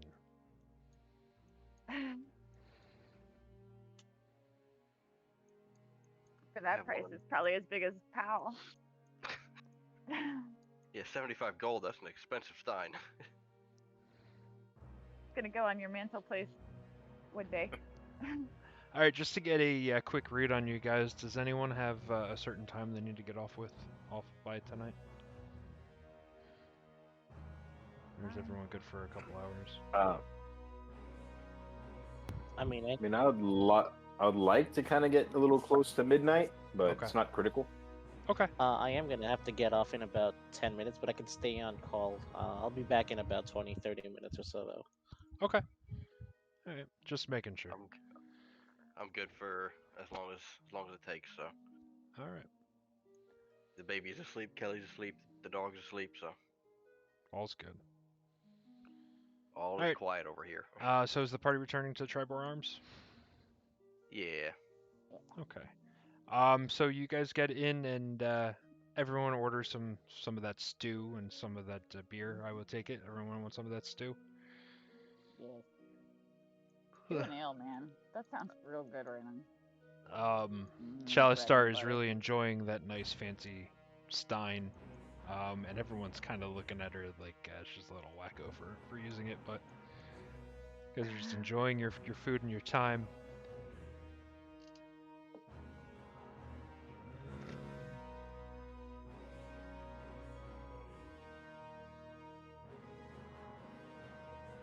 All right.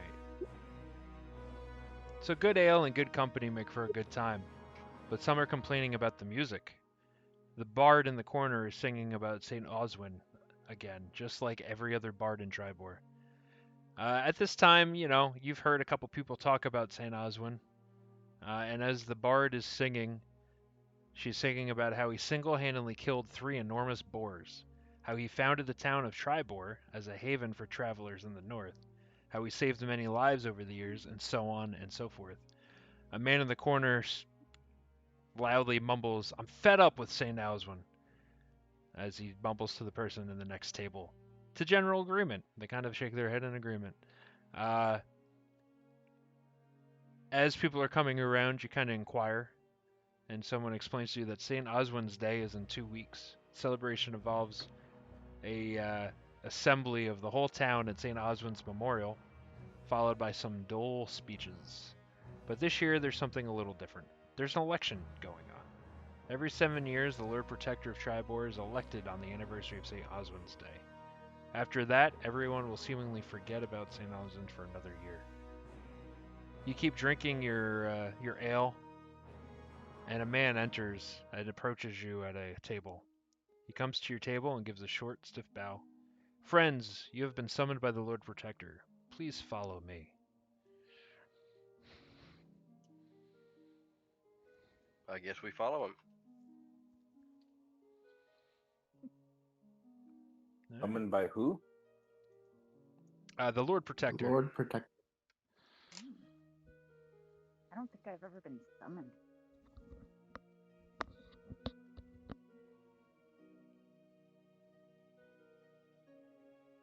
As you're walking, he introduces himself. His name is Foeman Amblesheath, and he is an assistant for the Lord Protector. Other than that, you don't get anything else out of him.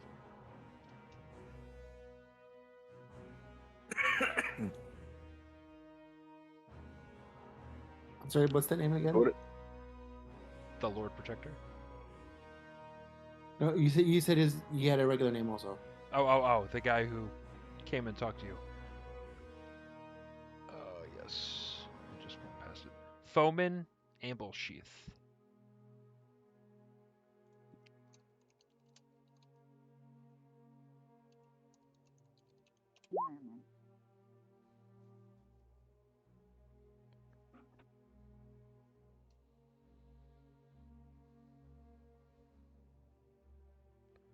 As you walk out of the Tribal Arms, you walk north up the road, back into the market square where you've been before, and you enter the giant tower that's in the middle of the market square. As you enter, you do see decorations strung around that you assume is for St. Oswin's Day.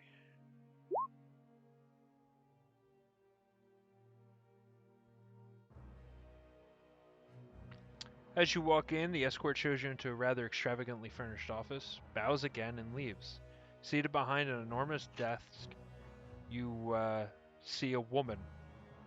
She introduces herself as Darathia Shendril, the Lord Protector of Tribor. She looks weary with a lined face and graying hair. "Thank you for coming, Ghost of Canterbury," she says. "I've heard of your arrival and have heard of tales of your exploits, and thought you might be able to help me. Please take a seat."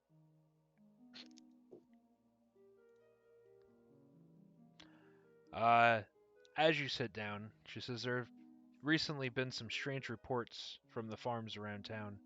Livestock turning up dead, women and children missing, and people claiming to see a strange figure wandering the fields at night. She pauses and narrows her eyes. "I wouldn't normally pay attention to such things, but these reports are starting to cause quite a stir. People are becoming nervous and bringing up old superstitions. It helps no one." She sits up and straight and looks directly at you. "Here's my offer. I'll give you 40 gold pieces each if you can clear this mystery up." Look at say sounds dangerous. Make it 50 each. She looks at you with a keen eye and says, "You have a deal. I could do 50." All right. Everyone good Now, with- when you say clear this mystery up, you want to find out like what's going on, or do you want us to make it go away? If you could come up with the answer, that's great. I'll gladly hear it. But ultimately, I'm looking for this problem to disappear, whatever it might take.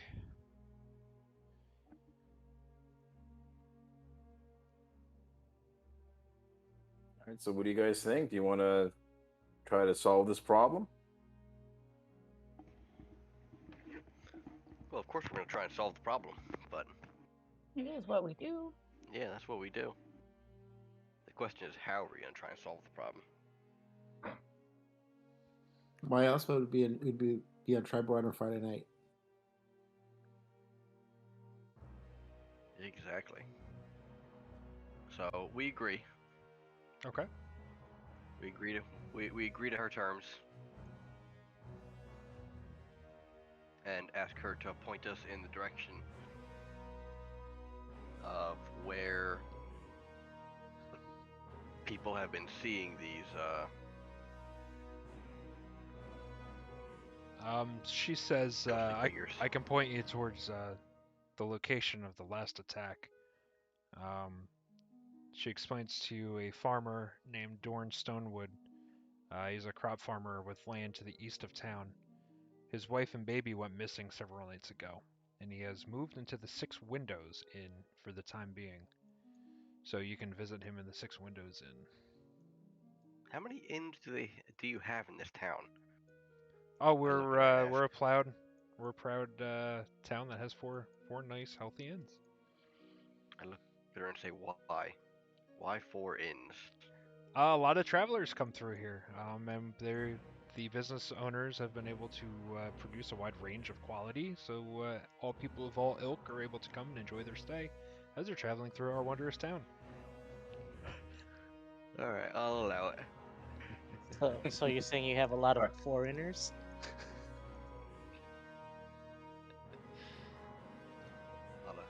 lot of illegal aliens here. Foreigners. 4 in. All right. So, like, I want to ask this lady. Go. You said the latest attack was this Stornwood. Now, on the east side. What about the other previous attacks? How long ago were those? Yeah, we're It's- roughly in the same area. Yeah, it's been across the last week or so.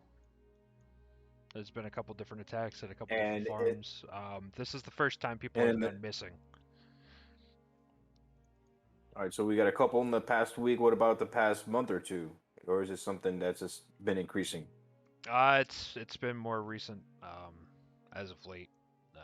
There hasn't, other than the occasional, random beast or bandit. This is the first time that something of this has really come back or come around, and the locals are starting to trot up some old superstitions of old spirits It- and whatnot. Is it just people missing, or are there like animals and livestock too? Oh, there's livestock missing. So this is the first time that people have gone, but there's been livestock slaughtered or missing a few times. Okay, so that first, and then just recently people. Correct. What are the superstitions, if you don't mind sharing? And she kind of gives some hesitation, and she reluctantly shares that there is a legend about a strange monster in these lands called the Terror. It's said to haunt the fields about the town.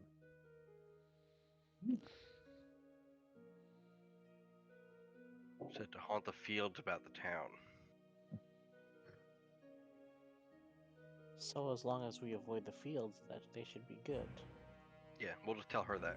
Tell her to stay out of the fields. She explains to you Stop. that this is a massive farm town and there's no way we can just avoid the fields. Yeah, All just right. make it just make it an in town. You'll be good. You already got 4 of them.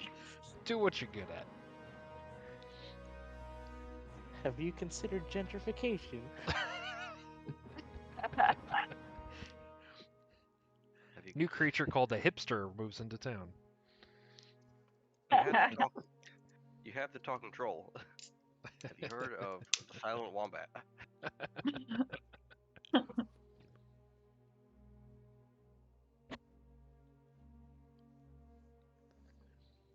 She says, thank you for looking into this matter.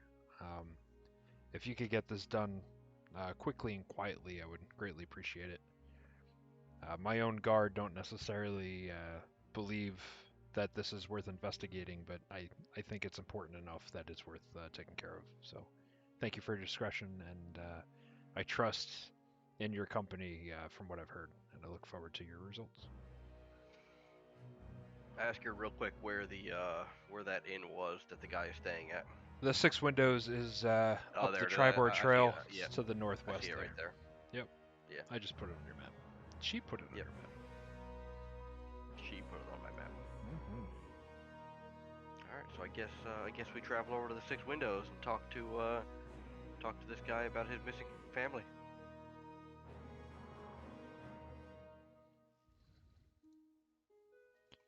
You guys want, while you're talking to him, do you want me to maybe change shape and do a perimeter of the town, see if I can pick up on any scents? Six Windows, is that like a franchise one? Because over in Waterdeep they got like a Windows 10. Windows 10, is that like six Windows? Is that the precursor to Windows It's the Vista? version nobody talks about, because when Windows 10 came out, it was so much better. It skipped 7, 8, and 9. Oh. All right, so we go into the Six Windows and look for this guy that looks, I'm sure, disheveled because his family is gone. You enter a Ugh. chilly, creaking, Jeez. decrepit wooden rooming house, and a Seems female like a commoner Good place to stay. waves you in.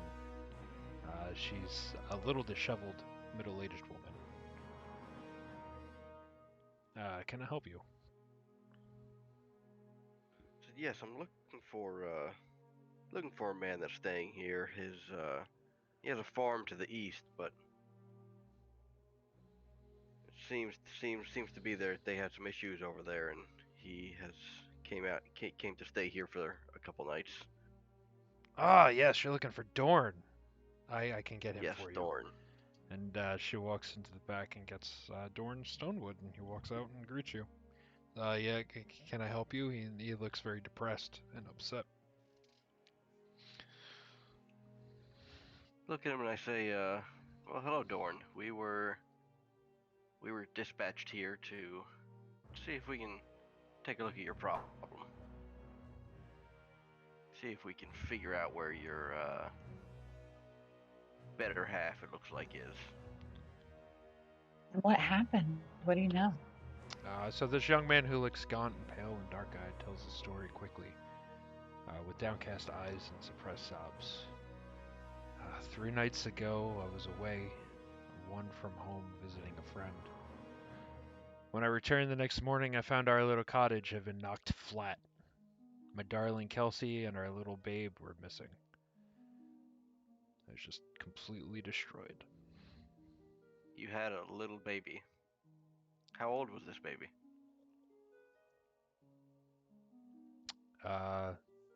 Roughly a year and a half. A year and a half, and you left your wife with a farm and a baby to take care of to go visit your friend? That's You not what this fucking is deserve about. this. You deserve this. What? They left you. He looks Sorry, at you and he goes, "You don't think I know that?" I look at him and say, I'm just kidding, buddy. What do you know? What happened? Tears are now running down this man's face. Sometimes you gotta get them riled up before they'll give you the right answers.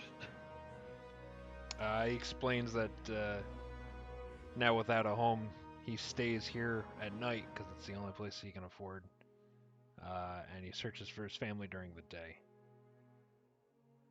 Where have you looked so far? And what have you found? As I've searched through the town and looked in the outskirts, and I haven't found much. I'll show you the house if you're interested. That's I'd where I grasp at was. any straws here. That's where I was planning on going next. Let's go take a look at this house of yours, or this non-house of yours. Not house. Let's go take a look at where this house used to be. So Keep he digging takes those you. hardships in him. I'm just digging these, digging these holes deeper into them. Just twisting that knife. So he takes Oh, you you to got a wound. Here's some salt. Kalakis is not a very tactful person. He takes you to the far east No, edge of town, to a farm. Sorry, but no, obviously Kalakis is not. That's kind of his whole character. He's just very blunt and So if you're able don't to give a find shit about your the feelings. farm that I'm highlighting here, your way down to the This one right here? east side. Yep. the one that there's actually still a house there. On the map, They can't do that. but in They can't be- reality, as you approach, it's just completely demolished. You just see Okay. wood beams broken.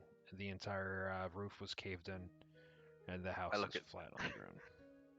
I look at Pal very quickly as soon as I see the house. I look at him and I say, "See, we should have killed them fucking trolls."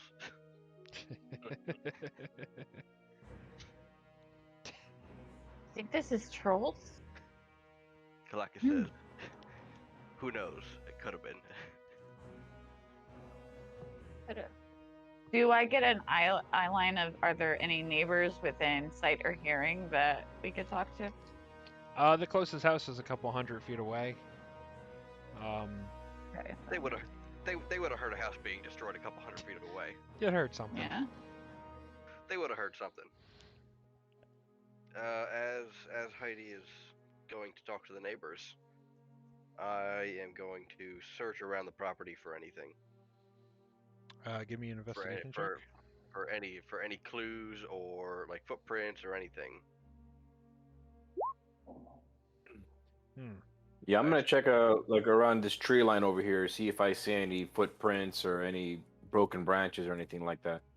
Goldsab, give me a perception check. Kalakis, your intense search of the house tells you that it is indeed flat.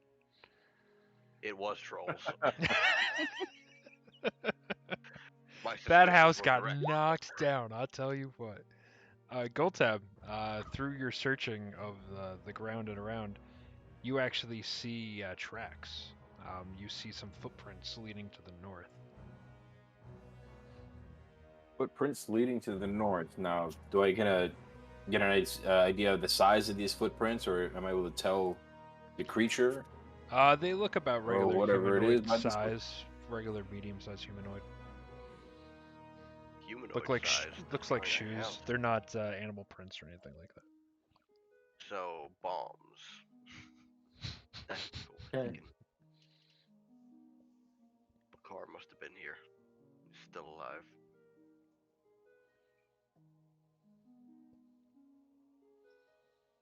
I'm gonna write a quick message on a small piece of paper. Hand it off to my owl to give to fly over to Shallow saying, "Gone troll hunting, heading east. Catch up when you can." I'll be with you guys. Mhm. Yeah. Yes. I was just looking at my spells, seeing if I could help with anything or tracking. Okay. I thought you had stepped away. Heidi still has to question the neighbors. Yes. Well, then I regroup with everybody and I pass it along everybody that I see found the footsteps and they're heading up north from the tree line. Well, since I didn't see anything here, I'm just gonna sit down and think about what could have possibly destroyed this house. The only thing in my head is trolls. Heidi, the people at the door answer, yeah, can I help you? And it is Sorry to bother a you. farm wife answering the door. A young I woman. appreciate you taking the time to answer the door for me. We just have to. I was just wondering, did you hear anything that happened that night? What do you think happened to that house next door? Oh, you're talking about a few nights ago. Yeah, there was a loud bang, cracking noise as the house was flattened. The terror must have struck. It's horrible that it took that poor woman and child.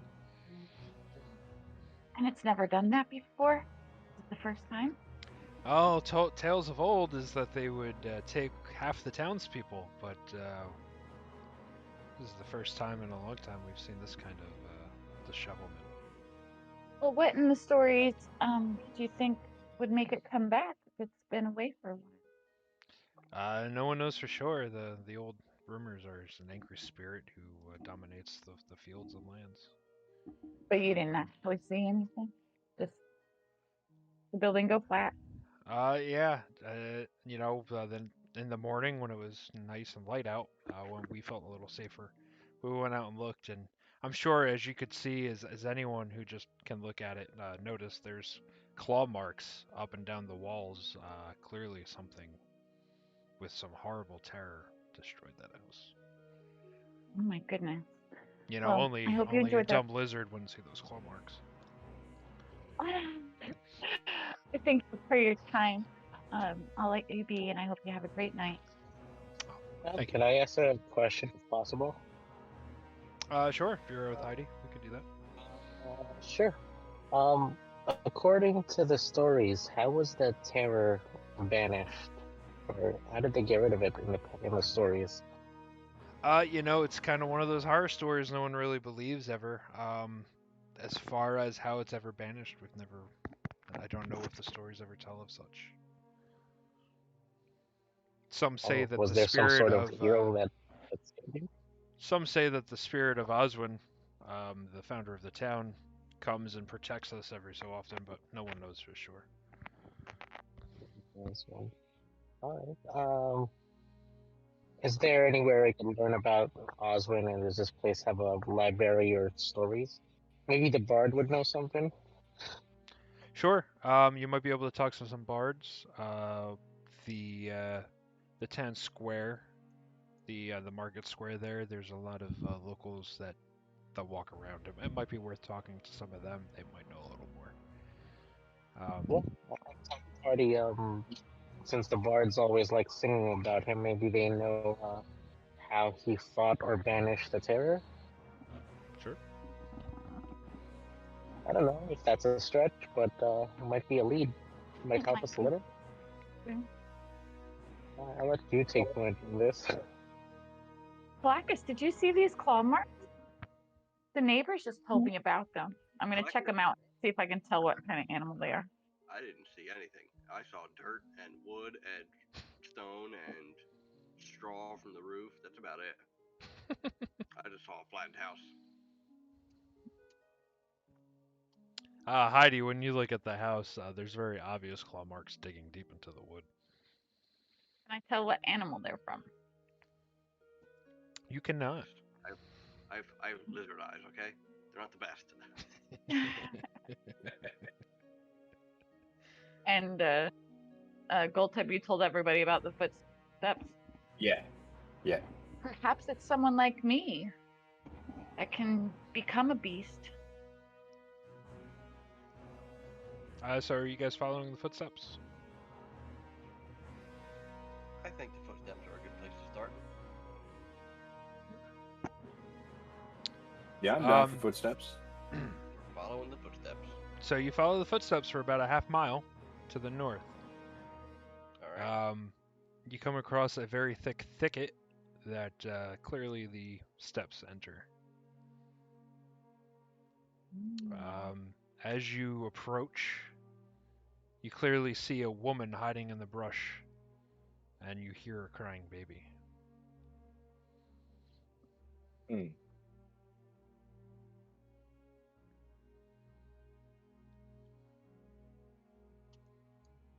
Northeast, if you will.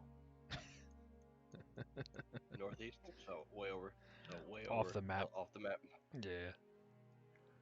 We slowly, cautiously make our way close to this woman and baby. In a Can we stealth- send in a stealth send one of manner. those flying owls out again? It's a The crying, missiles. it's a crying woman and baby. I don't think we have to do that. Unless you There's got- something we got- starting it.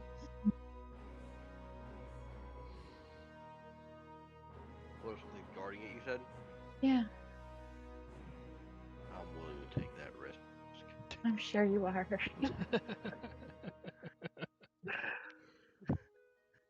So not much has changed. Picard dies and not a damn thing's changed. Kalakis will never change.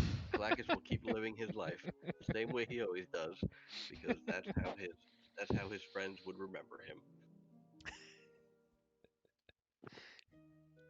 We will stealthily approach while watching for anything that may come after us.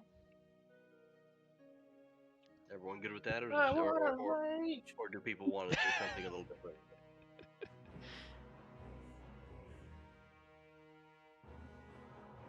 You guys don't have to stealthily approach. Kalakis is going to, though. I'm gonna okay try with and be- stuff.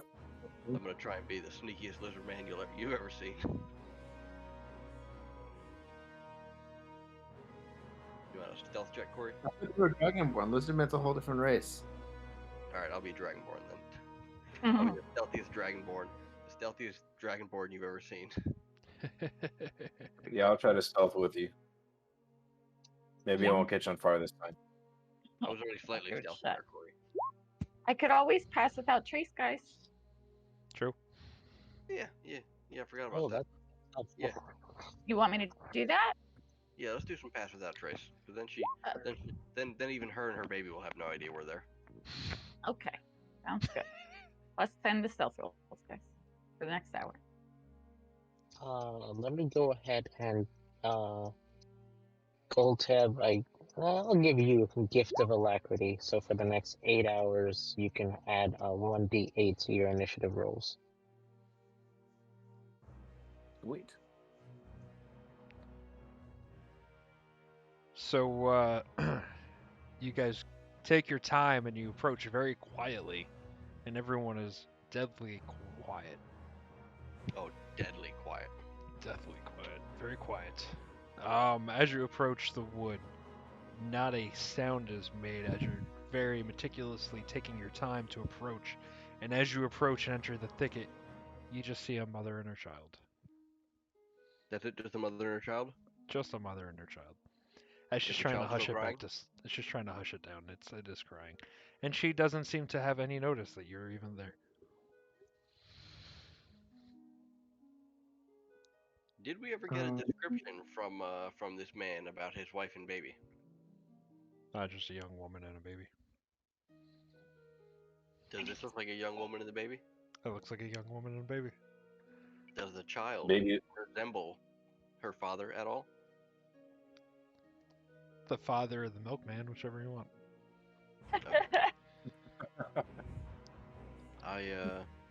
I step out of the shadows and thicket, and As you walk out, she screams out in horror and she says, "Stay back, lizard man!" I look at her and say, "I'm a fucking dragonborn." Okay, I creep up and go, shush. Shush, man. Kelsey, we're here to find you. Doran You- is looking for you. He's distraught. You know my name? And she kind of drops her guard and looks at you with surprise in her eye. Well, yeah, everyone's concerned of your safety. The Lord Protector sent us to find you and You've been gone. figure for out what days. happened. She's been gone for days with this baby in the woods. She kind of comes to and she's like, I'm so sorry. I can't believe days have passed. I've just been sitting here in horror thinking we were going to die." What happened? She explains to you she was just home alone with her child and everything was normal. when all of a sudden a forest came upon the house. Claw marks came across the door, and a ghostly figure appeared and started slamming the house. She ran in terror with her baby, and that's all she can tell you. They ran and ran until she found where she thought she was safe, and she stayed, waiting her demise, thinking the whole town was probably destroyed. Did they run so far, Corey? So far away, So far away. running all night and day. Half a mile. They couldn't get away.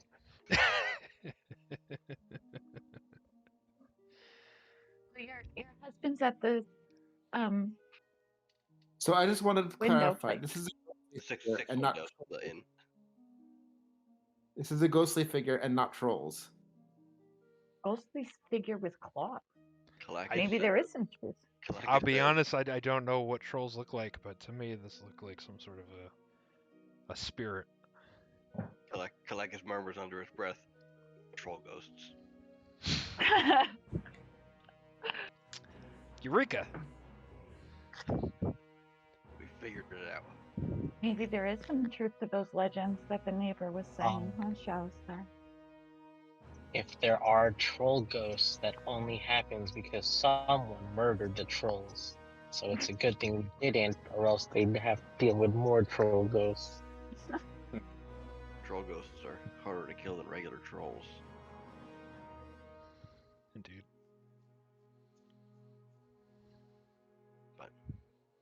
So, There's should only we- one way to fight ghosts, and that's with ghosts. So we gotta find this ghost. Gotta call the Ghostbusters. Are the woman and baby hurt at all?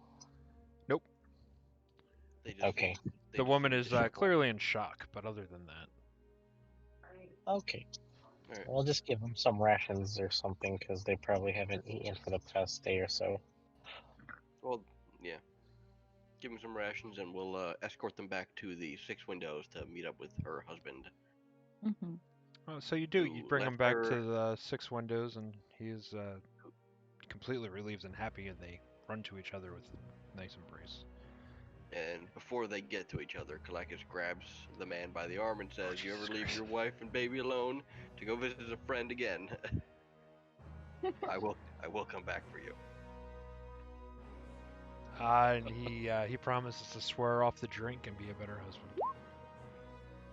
Kalakis tries to intimidate. Good Didn't work. I mutter under my breath, freaking dragonborn with their daddy issues. He explains he just went out for some cigarettes and bread. Never came back. And lottery tickets? The gas station's only a mile away. It's taken him 15 years to get back.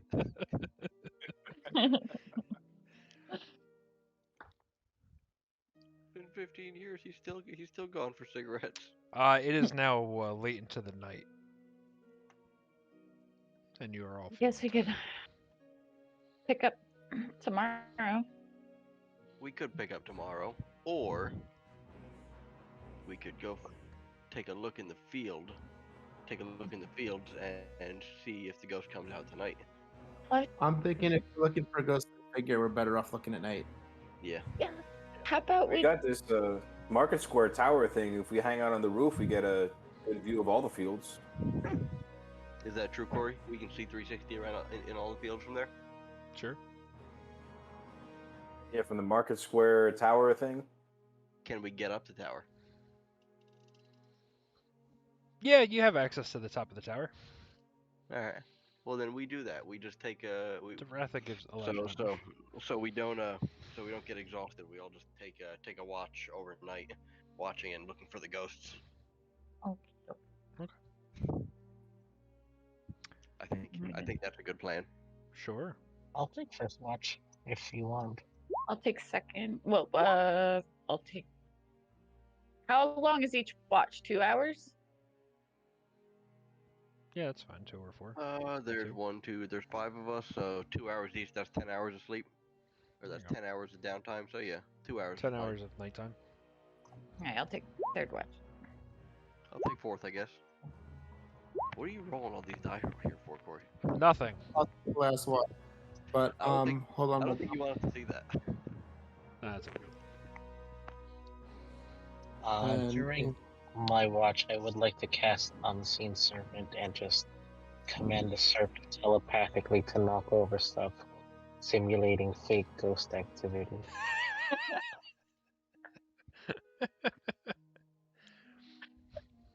Things just start getting knocked over. Who is Somebody has a this? cat. Who's the second to last of the watches? I guess I'm fourth watch, so I guess that would be I'm me. third. Okay. I'm I'll having take also, whatever's left over. I'm having while we're waiting around. I'm also having my owl reoperate. Okay. So that gives us fourth watch, so I'm second to last. Is Far.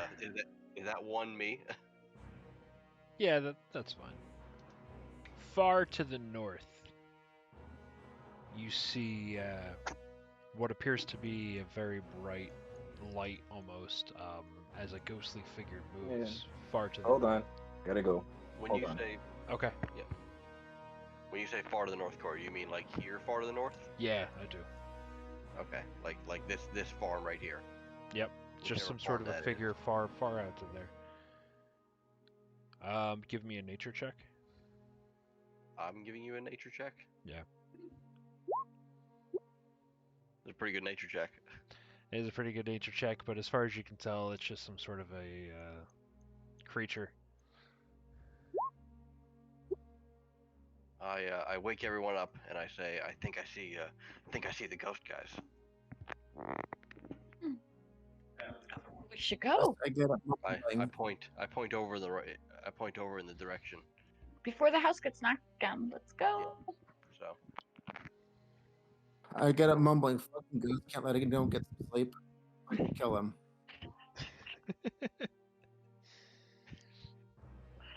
so we all So the We- party we all quickly make moves to the north there and approaches the farm. The farm is still standing, but as you approach, you see there was a fence protecting some livestock, holding livestock in the pen. The fence has been broken, and you see just tracks running out of the pen that clearly all of the livestock have fled, or have disappeared, or whatever. You do see one dead cow. is the ghost still there? That's a You dead do- stock. You do not see any signs of the ghost. Can we examine the cow? Yes. I do not know the internal makeups of a cow, so I will not be doing the examining. After your last investigation, that's probably fair. Can I use a It's medicine cow. check? Sure.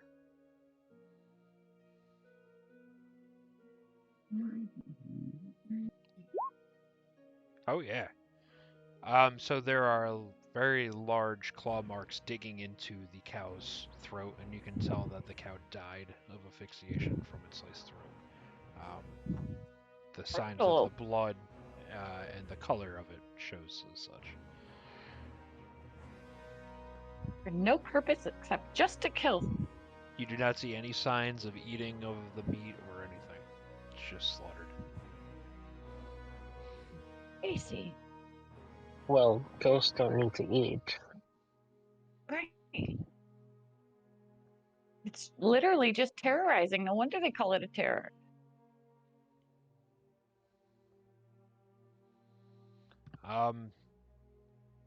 As you were conducting this, the sun is starting to peek through across the from the woods as morning is approaching.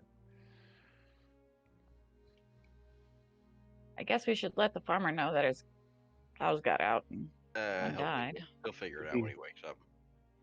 Should we follow the tracks into the forest? Wouldn't mind. Were Uh, there any tracks other than the animal tracks, Corey, or we can't really tell? Give me nature check, investigation check. Don't matter. Nature or investigation? Mhm. I mean, they're both pretty terrible for me, so Or I'll go with perception. nature. Whatever. No, Perception. I'd rather do perception. that's fine. Yeah, I mean, no. You just see the animal tracks. You don't see I anything. just see the animal tracks. Yep.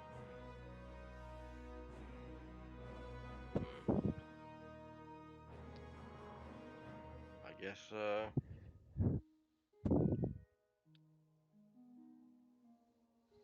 Why don't don't know. we just follow the animal tracks, see where those go? Yeah, we can follow the animal tracks.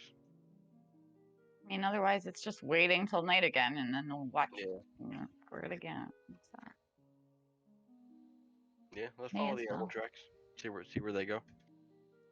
See if we can wrangle up some of these animals. Okay. Yeah, I mean, you guys track the animal tracks around for a while. It's a couple hours. You're approaching noon now, and you've wrangled up 3 sheep and a cow, and you've collected a few different animals. And what do you do with them? We have built a hunger up because we've been wrangling animals all day, so we didn't catch 3 sheep. We caught 2, and one was delicious. Delicious mutton. Do you want me to ask them if they know anything? Actually, yeah, I mean, that's a really good idea. I'm sorry, Goldtip, what did you say? I didn't say anything. Thought I heard somebody else. That was Pal. Oh, I'm sorry, pal. I'm just saying, once you've spoken to it, I can't eat it. That should be fine because there's more of that good stew at the end. If it tells you its name, I cannot eat it. All right, so I'm going to cast it as a ritual. I get up my candles and I light it, and then I'm gonna. I see you guys were attacked last night. Do you know anything about what's going on? What are all the animals saying? They're kind of freaking out, but you kind of get a sense of that some sort of spirit beast thing came in and started slashing at them just angrily and kind of out and about, not really with any sort of target. Do they have, just flashing at do them. they have a direction of where it would have gone to? Yeah, what kind of beast was it, and where did it go to? Not sure. It just kind of disappeared, but it kind of had flesh. This creature and claws. Creature And with flesh not sure and where claw. it went. We just ran. I understand. Do you understand? No, I guess you wouldn't know that. It doesn't know anything. It didn't say where it came from, correct, Corey? No. Okay. Okay, let's round them up and take them back. All right, we'll round up the rest of the animals, take them back. I Is take back to the there- farm. The farmer is happy to get his creatures back and offers you a reward of 5 gold each. Cool. Okay, I- I'm okay with 5 gold. Now- each. Now that we've got an MO, I think we got to set up a trap for this Yeah, ghost. is We got- Way that or pattern that we can discern of these attacks. It's going after animals. It's going after live things. I think that we should take a crappy looking building. If there's any of abandoned buildings, let's set it up with some animals, with some I don't know, some kind of bait. Yeah. Let's see if we can attract the ghost. Should we see what farmers haven't been attacked yet? I think Whether it be livestock or house smashing? we could do that. Is it? Yeah. Is We it, can is figure it out around the noon, target. Corey? Yeah, it's about noon. Still around afternoon, yeah. Yep. So yeah, we can go talk to farmers and see which ones haven't been attacked yet. Where's the location of the second house? Maybe the locations of the houses. The first one was on the edge of town. Maybe if we're on the edge of town. I mean, it seemed like it was going counterclockwise, but it didn't. It hit this one first, and then it didn't hit any of these. So it went this one, and then jumped over to this one. What if we get all the farmers to bring all their livestock to us, central location, and then just take a few of them to set up a trap closer to the outskirts as bait? When we were in the tower, we saw there was that open spot. It was pretty big. We could fit a lot of animals in there. And it's kind of on the outskirts, right here. Yeah, That's what I'm talking about. this big Yeah. field. Mhm. We could do that. Should we go to the protector and see if she can rally up her farmers? I think Sure. that's a good idea. I think that's a good plan. As you enter into as you're approaching into the city, you're walking down an alleyway. Three men, all in darkened clothing, approach you and kind of step up to you and quickly shout, "Stop what they are doing, or there will be trouble." I look at one of these men and say, "Who's Trouble for you. who says?" We work for the man named Sharky. It's in his best interest that you stop whatever you're doing for Daratha. I ask who Sharky is. Sharky is a local businessman who is in his best interest to make sure that Daratha doesn't get reelected in the election. And while we don't know what you're doing, clearly it's probably going to help her in the reelection. So how about, you just step away? We could give you some money if you want. But it's in these our three best from interest Boston? that whatever it is you're doing just doesn't happen. Well, I think we should talk to Sharky about it. Yeah, is Sharky and his henchman from Tri Boston? Kind of turned into that, didn't it? I started with like a pirate, and then it just completely went bonkers. I don't know. Went Staten Island. So we tell them, well, why don't you take us to Sharky and we'll talk to him. Look, we give you money if you want. No one talks to Sharky.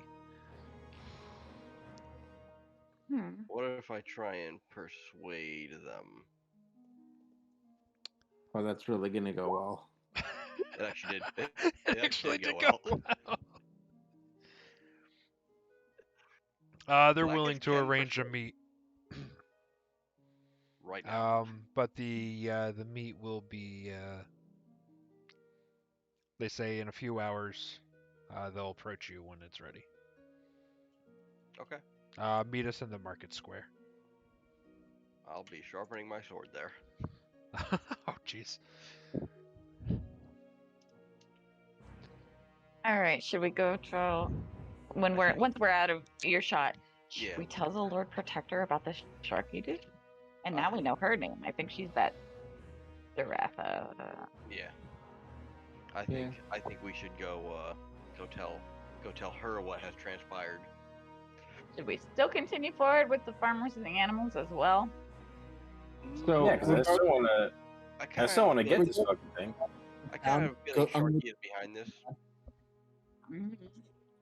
Ghost creatures are bad. I'm gonna go on this lead on the side of getting rid of ghost creatures. Yeah. Okay. Everything else forward they- as plans until that meeting.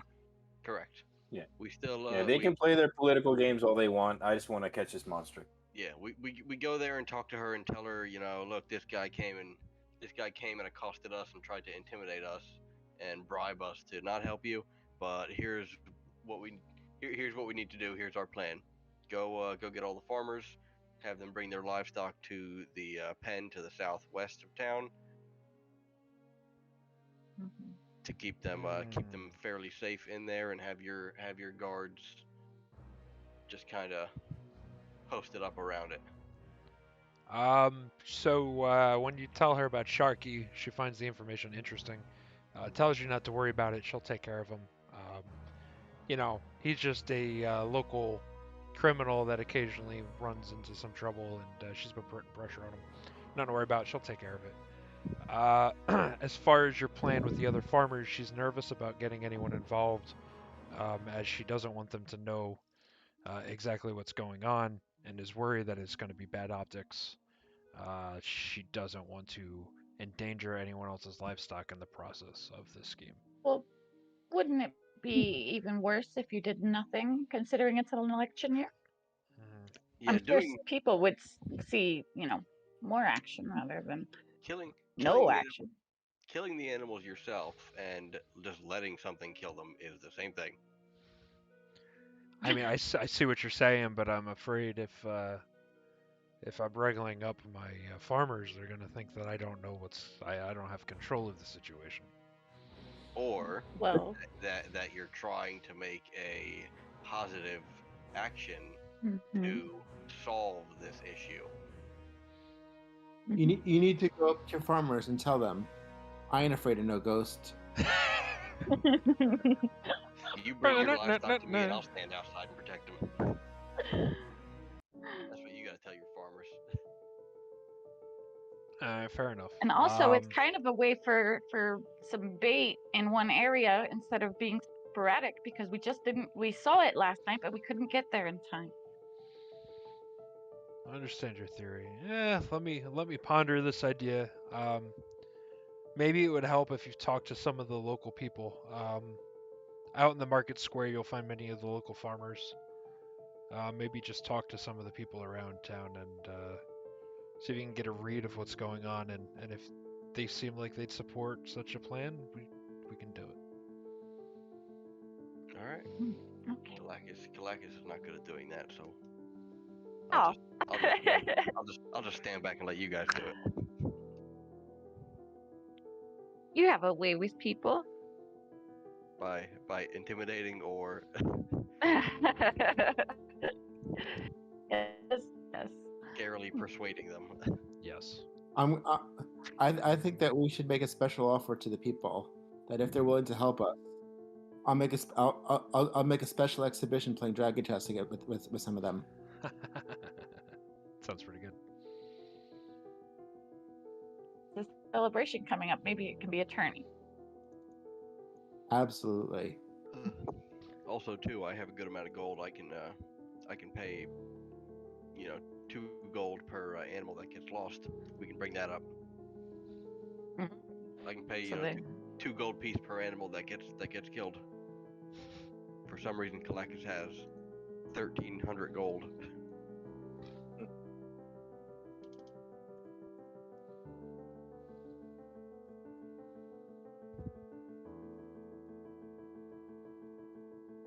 How does everyone feel about that? Yep. Yeah. We got the Kalakis insurance policy. Yeah. All right, so we're gonna go head out and talk to some farmers in the market. We're going to the farmers market.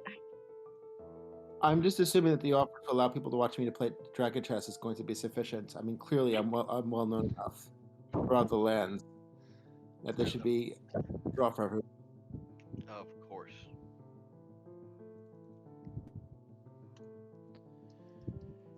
Okay. You exit into the square, and there is a lot of commotion going on as there's a lot of work going on, putting up decorations, setting up for a major feast. You see a lot of market tents with produce and other goods for sale. There's a good amount of movement going on in the town.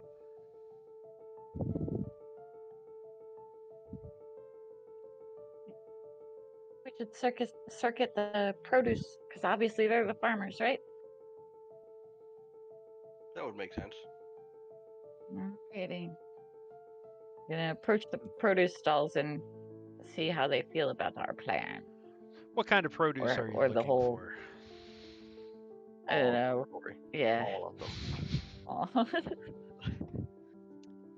So you all got of some all of vegetable produce farmers, you got some dairy farmers. What are you looking for? Those that have crops and animals. So yeah. We'll go to we'll go to the dairy farm and the chicken guys first. We'll go to the beef and poultry first. So you see a woman selling dairy products. She welcomes you to her stand.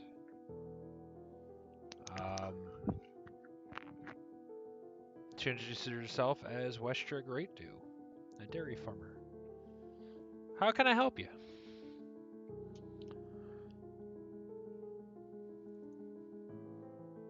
We Well, We don't want Galactus talking here. hey, we've heard that the farmer had some trouble. Have you experienced any of it? What kind of troubles could you be talking about? Life is wonderful here. Well, yes, I can see that clearly, but except for this one guy we met, and he was at the Six Windows, and his wife and his child and his Oh, he's house at the got 6 smashed windows? That's a down. horrible, horrible thing right there. Who the hell would stay in that horrible dump? Well, he's only there because his house got smashed down flat, and his wife and child got taken away. You didn't hear about that? Oh, that's horrible. I No, know. I don't really talk to the people around here. That's really sad. And the other night, well, you have cows. You should listen to this because the other night over at over that way, and I point, we saw a cow got slashed. It was Oh, just horrible.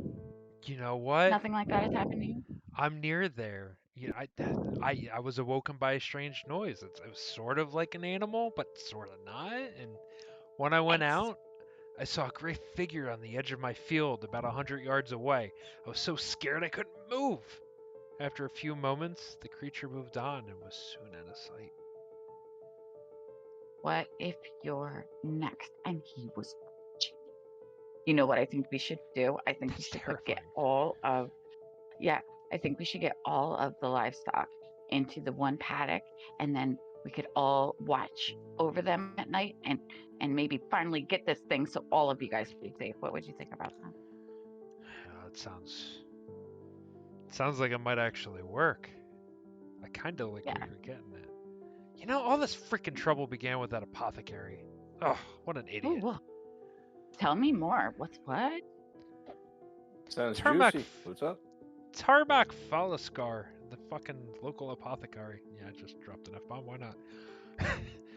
He just started meddling with the freaking graveyard. The guy is a monster. There's some people, you just never know. I mean, I think let's be peaceful. we need to pay this guy a visit. Well, What's his name? It's Tarmac Felisker. He's the Tarmac local Felisker? apothecary. Tarmac. Tarmock. Feliskar. Felaskur.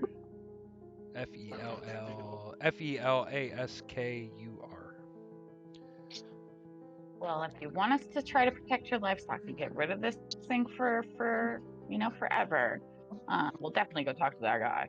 But make sure your livestock is in that pen at night, around dusk, and then we'll go from there.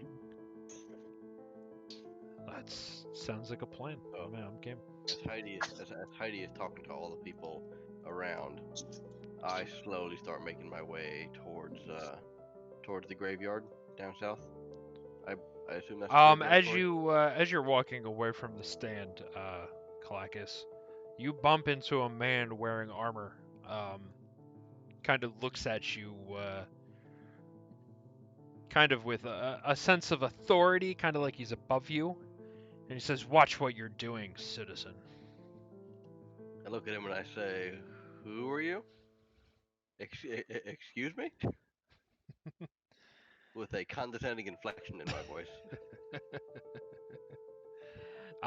He announces himself as Tarth Blackwarden, the captain of the 12, the local law enforcement of the town. I look at him and I say, "You're dealing with the Ghost of Canterbury here. You may wanna rethink what you're telling me." Oh yes, I've heard of you. I'm not a huge fan of sellswords and mercenaries walking amok in our town. Watch How what about you the people do. How about the people that took out the Red Brands with a single boom? While I appreciate what I you've walk done with- for our people, or the people of the land, I ask that you behave yourself whenever you're in our town. Then I look I at him walk and say, with- "Look, bud. I walk there and say, if freaking cops would just do their jobs, you wouldn't need us. And I look at him and say, "Look, bud, I was minding my own goddamn business walking down this street, and you bumped into me." Guys, we need to go to the apothecary. Oh, hi.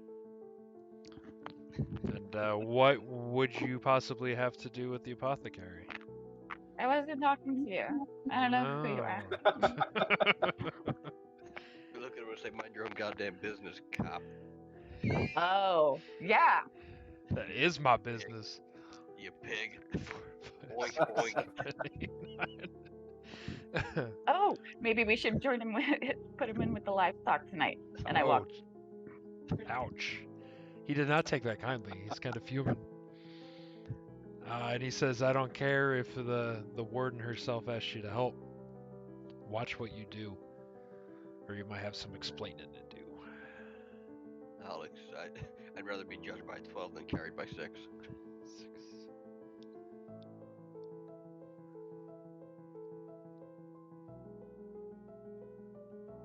I'm kind of staring into his shoes, wondering whether to set them on fire with prestidigitation. So, Holy crap. we make our way past him and just kind of brush him off, like, yeah, get out of here, you little, get out of here, you little scamp. Why are they called the 12? I'll ask him. Why are you called the 12? Well, there used to be the 13, but one of them died. He explains to you that the local law enforcement of this town is 12 of the local militia. They Didn't he say rotate he through, didn't like but militia? they're the 12 men who at any given time are the protectors of the town. They're not doing a very good job. Of the local tribe. Oh, so they're ranked. Oh, you guys are ranked? So you must be like number 12? He looks at you with a very angry look and says, I'm number 1. I'm sure each of you guys are your number I wish I could one. see the other 11 then. Now, I tell him that makes much more sense. I had a hard time imagining that he could count to 12. Oh man, you guys really need us if you're number 1. Ouch. now Corey, hold on 1 second, Corey. Is this like a regular, average-sized human being? I mean, he's really like wide, kind of like hulking of a man, but he's just a man. But Kalakis would tower over him, is what you're saying. Oh fuck yeah. I look at him and say, yeah, As sure he's thing, looking up princess. to you, he's like you kind of get that sense of like the little guy type Napoleon syndrome. mentality or something, you know? Like that Napoleon fiery complex. military guy that gets up in your face and is full of that angst. You know what I'm talking about, Nick. Yeah, I know those guys. Kalakis looks at him and says, yeah, sure thing, princess. And then we keep walking. I wanna rage. All right, so you guys are able to leave no problems. Are you going towards the apothecary? You going to the graveyard?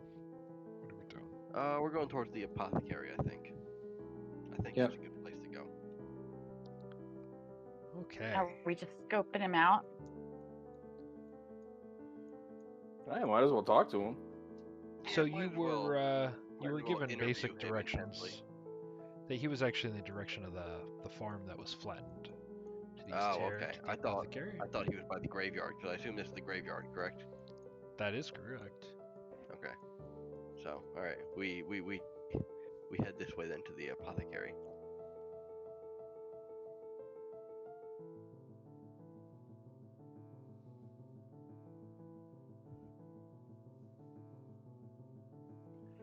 As you approach, you hear some yelling coming from inside the house. I want to listen in. And you see 3 men bullying the shopkeeper. They are saying, it's been 2 weeks and Sharky hasn't gotten his money. If you want protection, you're gonna have to pay for it. Are we waiting for a meeting with Sharky still? Hmm. I don't think we're waiting for a meeting anymore. We can follow them to him. Well, we're not waiting for a meeting, but we're gonna be. They are holding the man in their hands and they're kind of roughing him up a bit and breaking a few items in the apothecary. That's not cool. I aggressively open the door.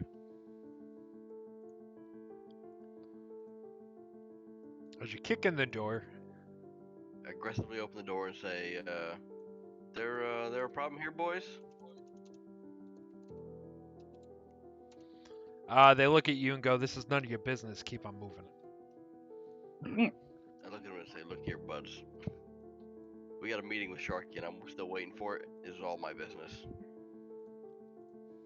Now, if Sharky's got business with you, that's no business of ours. Leave us alone. I look at the apothecary or the clerk behind the counter and say, "These guys bothering you?" The man looks at you. There's obviously horror in his eyes, and he goes, "Please help," as the only words he can get out. I draw my sword. All right, let's I enter say, battle. all right, Professor fine. How Lele. much do you owe? And then, Everybody, oh, roll okay, me you're some missing. initiative. Shell starts about to pull Oh, out her damn it. wallet and be like, oh, we're helping the other way. I got it. Oh.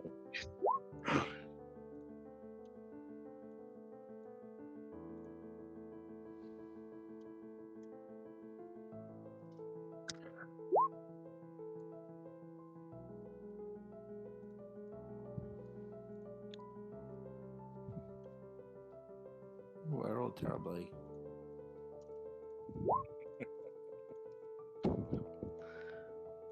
You and Goltep both. Natural one.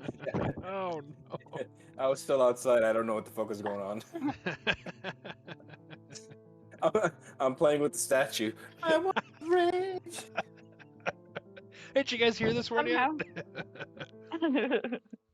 I heard the Somehow name didn't make Sharky it and I onto the came list. inside to look for a baby shark. Where's the Sharky? I want to play with it. Where's my initiative in there, Corey? I don't know. I was on there and then I disappeared. Yeah, I was on there and then I disappeared. You disappeared? Oh yeah, why did you guys Oh, disappear? because It's on mine. because you changed maps. You changed maps. Oh, okay. I had a 21. It's on mine. I don't. Well, that's what matters. Just let us know. I guess. Yeah, I can do it. It's weird. All right, so Kalakis, you have 21. It's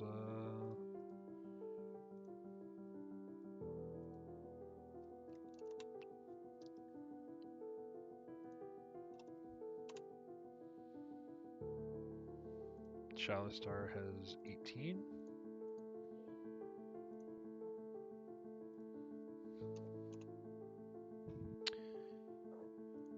Pal has 4.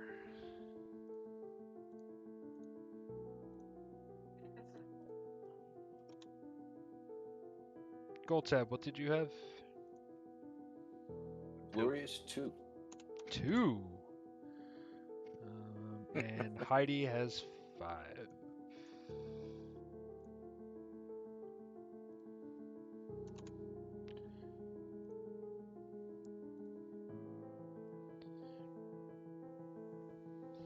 All right. As you are approaching, go ahead. Well, Kalakis is gonna run up to here. Take a mighty swing with the old great sword. Damn it! I should have went with a fucking. Should have went with the Great Weapon Master one.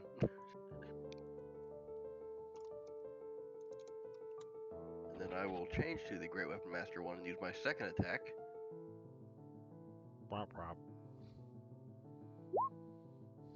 Oh, And does that hit? Does the second one hit? sure does. That'd be a 16. Yep. 16 hits. All right. So that is 25, 39 damage. Explain to me your attack. I angrily, when I walk in this room, we get into this altercation. I draw my sword and I sprint over to him. And my first strike is just a quick strike, and then I use all of my strength to come right back up. Sweet. Almost like how Link does his spin attack in the Legend of Zelda. Kind of like that for my my second attack. All right, I'm sorry, guys. I'm gonna have to take a real quick pee break. All right. No problem. That's my cue. Me too. And then since I did kill him, just so you guys are all aware, I get another attack. Do it. Alright,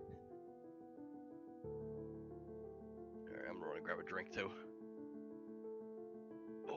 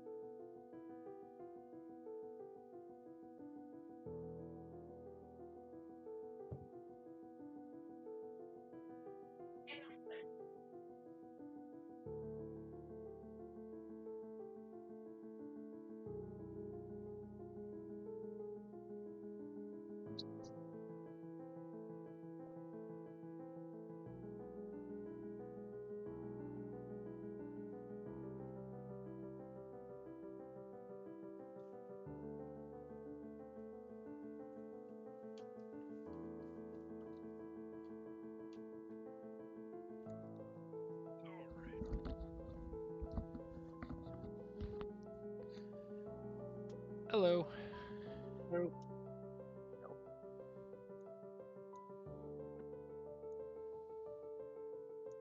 Everyone went to get snacks and drink. Yeah, fair enough. I was trying to hold it, I just couldn't. You should never do that. Yeah, don't do that.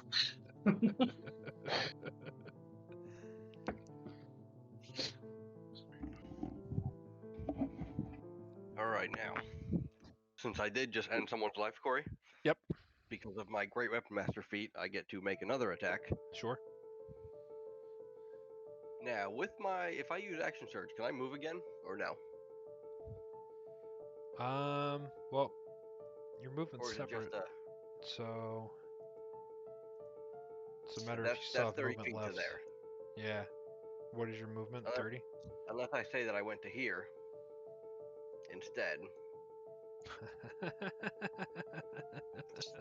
didn't think I was going to kill him with one shot, though. So... Something. Nah, you're out of movement speed.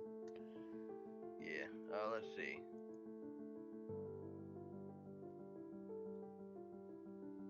Oh, I can make one melee weapon attack. Okay, so I can't do anything then. Alright, so I'm good there then. Okay. That's it then. Coated in blood, you're standing there staring at the other two. Yeah. With my sword just pointed at them.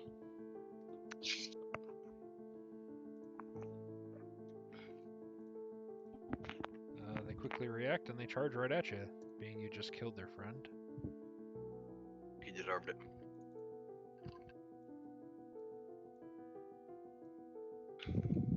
They get up on either side of you and they both start swinging at you with their maces.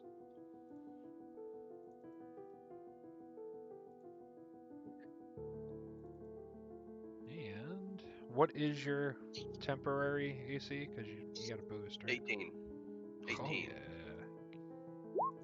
That's good.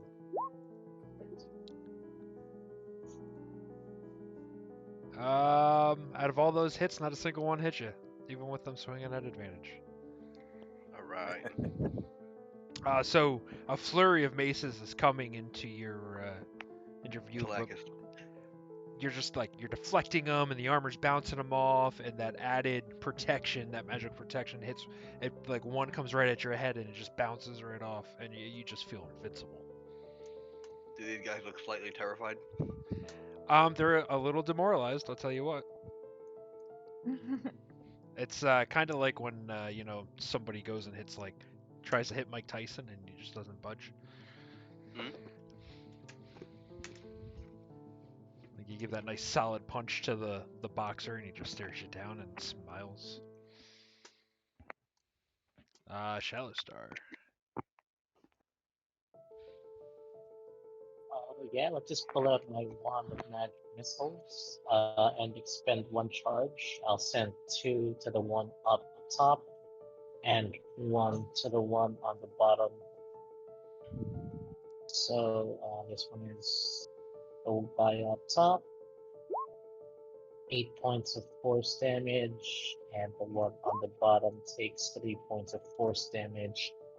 I'll just move up a bit and I get, hey, You guys, just give us the baby shark and no one gets hurt. His name is Sharky. And that's it for me. Baby shark, give us the baby shark. All right, Heidi, you're up. All right. I'm gonna run up and I growl, and as I run, my claws grow and teeth come out, and I'm gonna maul this guy with primal savagery. Does an 11 hit him? I mean, no, never mind. It's an 8, and that's a no. No, it does not. Oh, And you have advantage. You're flanking. Yeah, No. Oh, I you am. do have flanking. Sorry. Yep. Okay. Round 2. Ding ding. Yeah, that hits. We'll 12 just hit points of that acid original. damage on him. Sure. Okay. And I'm gonna cast Shillelagh as my bonus action and stand ready.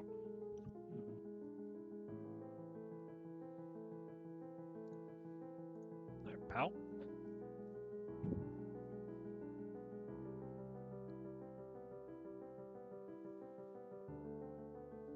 That's I can make it over there, right? Yeah. I'm next. Yep.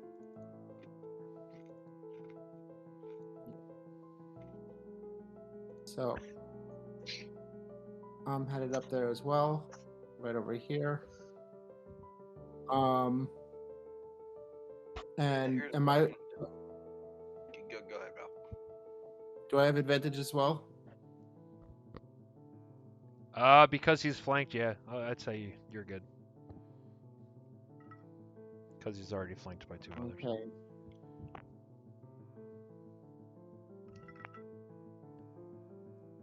Okay, so I'm gonna hit him with a booming blade. So let's see.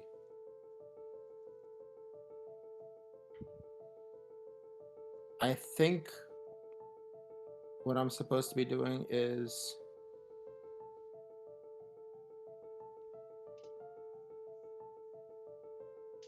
okay, so I'm not sure how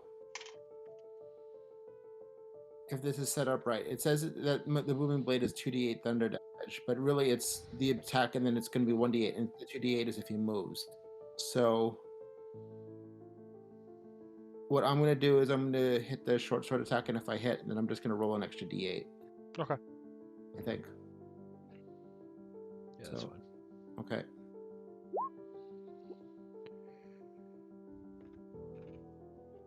That'd be a critical. Absolutely. That's a critical. Yep. Okay, so I brought Um, it. So I'm rolling an extra 2d8 then on top of it then. Yeah. But you know what? You don't even have to do that. Just describe to me your attack. So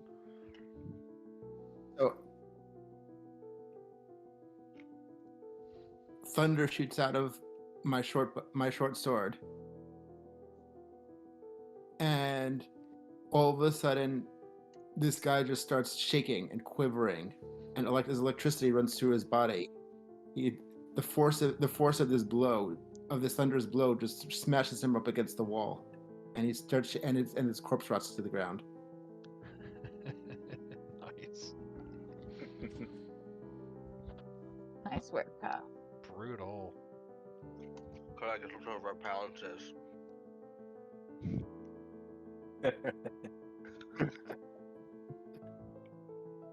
All right. "Nice job, little buddy." Goldtab, you're up. My calculations are correct. All right. We're 12, now there are 10. All right. Well, Goldtib is going into a rage, and since he's late to the party, he can't wait to rush on in. So he'll be able to run right over here. He's going to use his great weapons master to attack this asshole. That would be a 14. Yep, it hits for a total of 18 damage. All right. He's pretty badly injured.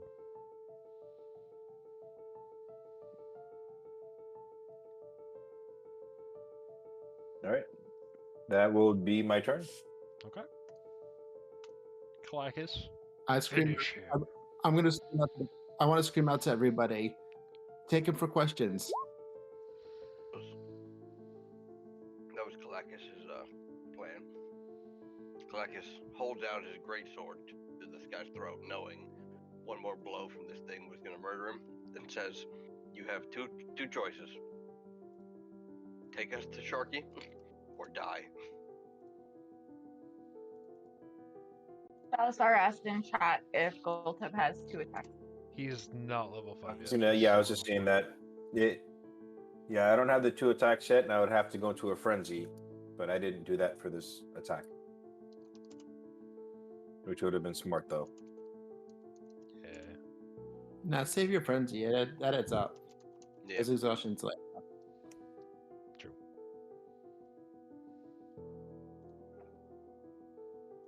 So you gave him an ultimatum, Kalakis? Is that what happened? Yeah. Kalakis gave him an ultimatum. What'd she say to that, Corey?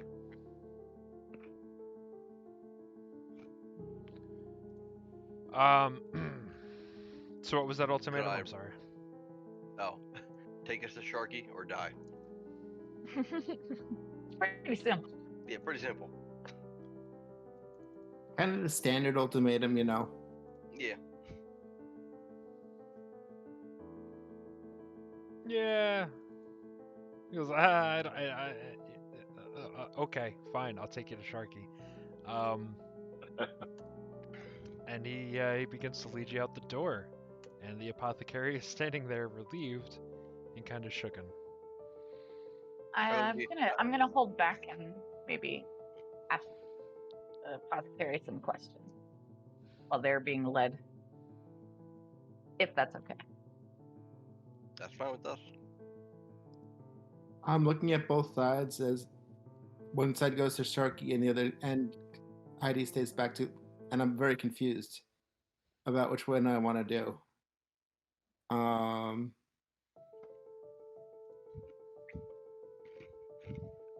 I shrug my head, go, wave off Kalakis, and I go to hang out with the apothecary as well. I mean, do we have to go to Sharky right now? Can you finish questioning the apothecary first? I mean, it's not like the guy's going to go anywhere. Yeah, this guy ain't going anywhere. So we'll wait here. All right, We'll wait. cool. We'll wait. Wow, that was pretty rough. What was that all about? Oh, thank you so much. You came just in time. Can we search these 2 bodies? These thugs come in and they rough me up from time to time, demanding protection money. And of course, you know, if I don't pay it, they break things. It's not like they protect me. They rather break things. Sounds like big bullies to me. Are they part of that 12 I've been hearing about? Oh no, the 12 is supposed to help us, but you know, they get a little bogged down in their own stuff and they don't really notice the little guy sometimes. They're more like the local law enforcement, but these guys, they're your basic thugs. And are they asking for anything from you besides just money? It's just. To just do money. anything? No, it's just money. I do an insight check. Sure. As you guys search the bodies, you just find maces. You don't really find anything else on there. Like No garbage. personal objects, nothing like No money. that. Just regular. I armor. got a They No shake hands letters down from earlier. mothers? I want an No unnatural letters from 20 on the my mothers. insight check. to grab the maces, shove them in my bag of holding. Okay. So because you also disarmed the third guy, you got 3 maces. Heidi, on your insight, you believe that the guy is telling you the truth for the most part, but there's something bothering him that he's just nervous about. You still seem a bit on edge. You can trust us. We have no affiliation to any political party or militia or anything. What's going on? Obviously, we're here to help. I just got shooken up by these guys, but you know, there's a lot going on in this town. It's just really starting to scare me, you know? It's the thugs and the terror and just whatever the heck is going on, it's a lot. You know anything about this terror? No, nothing at all. I'm doing another Oh, insight bullshit. check. You don't have to do an insight check. That was pretty damn obvious. Yeah, you know that he's full of shit. Just Goldtab from across the room can tell you he's full of shit. Should we try and I don't know. intimidate him What to are you answer? trying to do? Hey, Goltab, Yeah. maybe you can help me out with this. He says he doesn't seem to know anything that's going on with the terror. But I don't know. Oh, I can fix this. I can fix He this up says, real you know, quick. I can give you some sweet water. That's my local, that's my thing. But if you don't want any of the sweet water, please be on your way. It's nice of you to visit, but and thank you for helping. But I Where need to were clean up you in the shop. graveyard? What do you mean? Just keep I'm answering. gonna intimidate Doesn't this know the guy. I'm gonna walk southeastern? across the room, Not and that as I'm one, walking the up, I'm E. already cracking my knuckles. Corey, Oh, since that's weird. we just murdered these three No, the thugs regular one. without There you go. without taking a single lick of damage, should our intimidation be advantage? Because he's slightly afraid of us. Cause you some badass motherfuckers. Yeah, because we just came in here, fucked shit up, and now we're asking questions. Yeah, you could do that. That's fine. I'll allow that. Meet my friend Goltab. I think he wants Yeah, to know sorry. what's going on with graveyard. Yeah, so I start cracking my knuckles, and I start looking at him, and I go, "Just spill the beans. Let's make it easy on you. What's the news on this? Do I do the intimidation?" Yeah, give me an intimidation. Yeah, so as you're cracking your knuckles, and you're kind of starting to fill up, you know, your eyes even are kind of pinning with that rage built up that you harness in there for those good moments, and you're just letting enough of it shine to scare this guy who's clearly a weakling. He wouldn't have a chance in hell against you. And your muscles start to like flex a little bit, and you're just kind of doing enough, and the guy kind of just breaks down right in front of you. And he just starts crying, and he explains to you, "It's all my fault. It's all my fault. I did this." All right, what'd you do? He explains to you, you know, while he works as an apothecary, he's got a real love, a real hobby in archaeology. And a few months ago, he stumbled across a small graveyard in the Western Hills, and a couple of the gravestones were marked with strange eldritch symbols. It piqued his interest, and he began excavating the ruins to try and find what was inside the graves.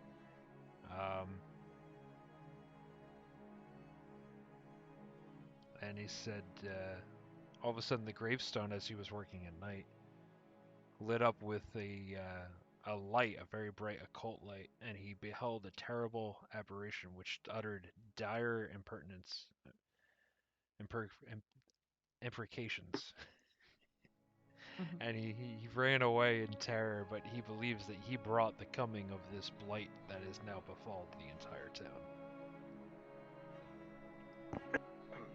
He says shortly after Way to the go, terror asshole. appeared, Thank you. and he believes it's his fault. Way to go. We'll try Thanks, to asshole. rectify that. But did you take anything from the grave? No, I didn't have a chance. I mean, I wouldn't. Why would I do that? No, I didn't take it. You were just digging it up to look at it?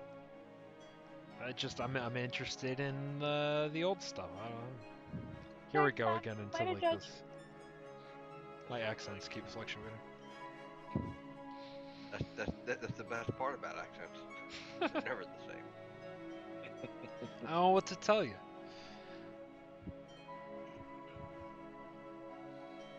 All right, can you show us on the map where this grave is? Is it? You said it's west of town. So he explains to you it's the main graveyard. That's to the south of the market there. So we'll see which one you were talking about. Yeah, you know, there's two holes in the ground that kind of will mark it for you of where I dug up the bodies. He exhumed the bodies, Exhumed. or tried to exhume the bodies. Tried to exhume, and then he got scared out of his mind and he left. And it says no connection with Sharky. No, that's a different issue. He's just the local thug who demands money from us. That doesn't mean Sharky's not an asshole and needs to die. Yeah. All right, Kalakis. You guys. Anybody have any other questions for When this Heidi guy? and Kalakis agree, it's scary. We just have a mutual understanding.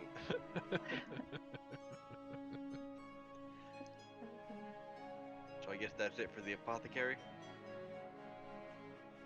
I think we should find out about some of his wares. Maybe we might, you know, I don't want to take shit off of him, but he might have useful stuff for us. Alright. He's an apothecary. Yeah. Drugs are good. Drugs are good. And we'll get a good discount. Or we can offer protection. We're gonna get that for free 99. We can offer We're not- protection. We're not shaking down this guy. Come on. Hey, we just saved them from being shook down. The least we can do is shake them down. But we got to worry about our reputation in town. All right, that may be taking it a little too far. We You're just saved fine. him a ton of money. The least he can do is give us a thing or two for free. I'm gonna mend the things that were broken by the thugs, as Kalakis is saying this. Shake Oh, my nice. head. How thoughtful. But Are we going to meet Sharky? I mean, you guys can go examine the graveyard. I can go meet Sharky. Okay. Me and Goldtep can go meet Sharky and deal with him. Oh, Great. yeah. You ready for this? Ready to Goldtep? investigate, pal? We're gonna go Fuck investigate Sharky's face. Yep, let's go. All right, see you in town square, in the market square. As you are leaving the apothecary together as a party still, before you split up, Sorry, Goro. it's all good. We're bringing you back to this map. As you're all leaving, you quickly a group of men come riding in on horses towards your direction. Are there 12 of them? Not 12. 11? Not quite. One of them's already in town. 7 of them. All in clad armor approaching you, and to the lead of them is the man you ran into earlier in the market, the leader of the 12. The one that we yelled at and told him, Told him he was a pig. mind your own fucking business. Mind your own fucking business, You kid. fucking pig. Yep, that guy. Is it safe to say that they work for Sharky? It's safe to say that they suck at their job, I think. Yeah. Probably not wrong. As they approach, she says, I told you to stay out of trouble. What surprise, surprise. I looked at him and I said, I just saved this apothecary's life. He looks at the dead thugs on the ground and looks at the situation and says, if that's true, you got some explaining to do. Explain all Did you we want save me. someone? Like, I'm not explaining shit. You go ask the apothecary what just happened here. I'm not just gonna let you walk away here. You come in here, you start I'll stand causing up. trouble, you're starting fights. Now I'll there's stand dead here when you people talk here, to I me. can't just ignore that. I'll stand here when you talk to the apothecary. That's fine. Go ask him. Alright, very well. So the men, the main guy approaches the apothecary, the rest of them kind of are standing in front of you. I'm not even Almost standing as they're aggressively with my flanking, sword. kind of flanking around you almost. Okay. Keeping Right an at eye on ease. you. Yeah, I'm Yeah, gonna, we're just Parade rest. we're just I'm gonna start asking and go, hey, who's number 6? Who's number 7? Why is he better than you? Is this guy really number 1 over here? Or has he got a big head? One guy looks down at his shoes, the guy looks up and he goes, "My boots were not bloused." I can see that number 12. The one guy is just like his armor's just completely disheveled. He looks like shit. And when you say number 12, his face kind of squinches,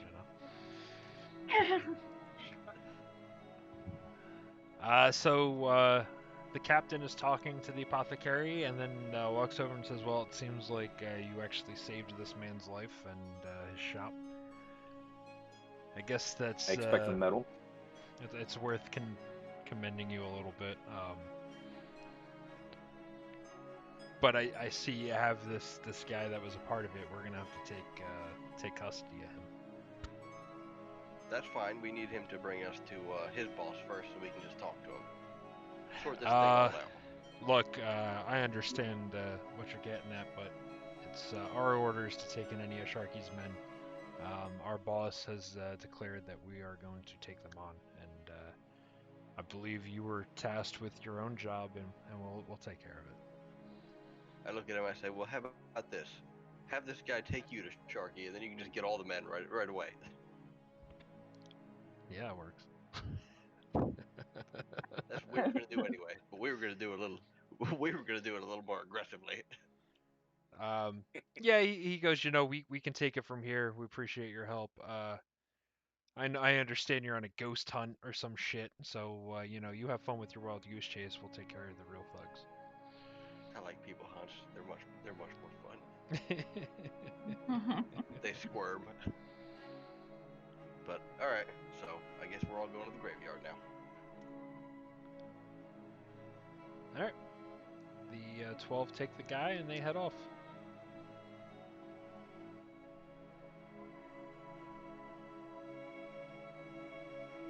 All of them. I look at the I look at the main guy and say, "Bye bye, princess." As he walks out the door, he kind of looks at you and glances and goes, "Bye." All right. Knew it. You guys leave the apothecary and you head towards the graveyard. At this point, the sun is starting to set. It's come a little later in the day. Is the field full of livestock? They have started to accumulate some of the livestock. Yes, they have. Into that one field. Which actually, also had some tents in it and stuff, so it's a little chaotic, but they got them in there. Oh, was it this one That'll here? be okay. Yeah. Okay, Yeah, no, this it's field an right open here. field. It was used as a ranch, so that's nice and open.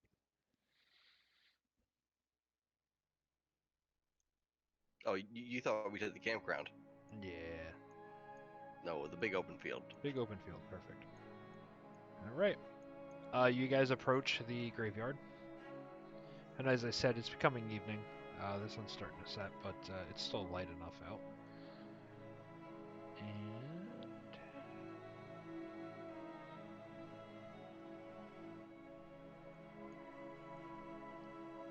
the map think makes we it know look which like it's grave. nighttime, but we're not there yet. So it's a little bit of a discrepancy. But here you are. I think we can easily tell which graves were dug up. Can you? My expert perception.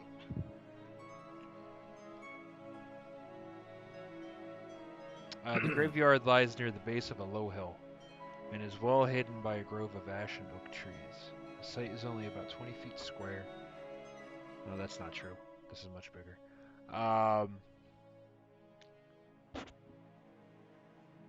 But there is a large and elaborately carved cenotaph dominating the yard, which would have been right here around where the dig marks are. You notice that 2 of the graves have been dug up.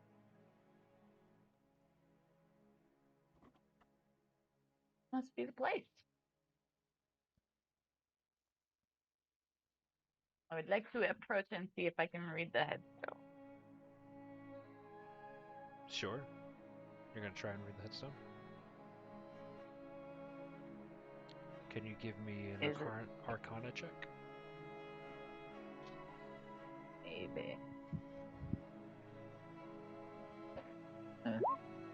Yeah. Yes, you can. For a +1, that's freaking incredible. You notice them as necromantic runes. Ooh. He was. Oh, this is no good, guys. This is like bring back the dead. You Necromancy. the main, That's the old form of healing. The main grave is dedicated to Alberich Grimstone. No year or other information is provided. The smaller headstones are also dedicated to family members of the Grimstone family. Grimstones. Meet the Grimstones. Wasn't one of the farms Grimstone? Abelstone or something, I think it was. Oh, maybe that's what it was. But I'm bad with nouns, so. I'm bad with memory, so Me too. I'm bad with remembering things. There was faux hammer. Took me like a year to figure out. Took me a year to remember my wife's name. Oh, honey, baby, please. You know, there was a time, at least in high school, I always had a hard time remembering the name of the girl I was dating. If I tried dating her, I knew her name. The second we started dating, I'd forget her damn name. It was really embarrassing. That's why pet names became a thing for it. Hey, honey. Especially if you're dating multiple girls, I guess. Babe works in all facets. Yep.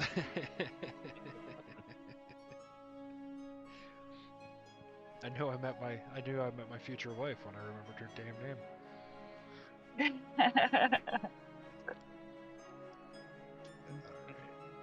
I think that they'll probably come out of here, if anything. Is there anything in the holes? I mean, when I take a look inside? Yeah, do we see anything at the bottom of the graves, Corey?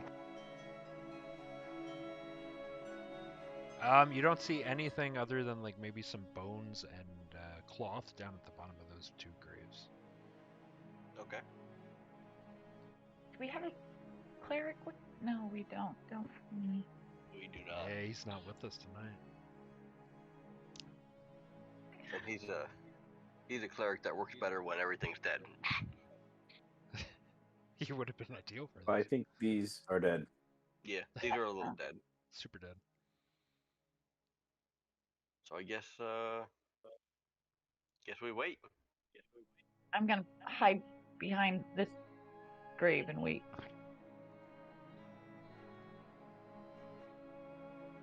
All right, So so we're you just guys are gonna just hanging out till the sun goes Surround down? it and take a look. Yeah, I guess. So. Yeah, I'm gonna hide in this tree here. Actually, I'm just kind of sitting under the tree. I'm not really hiding in the tree. I'm not nimble like a cat. Take this spot The here. branches probably couldn't hold you. Yeah. So I'm just kind of sitting under the tree.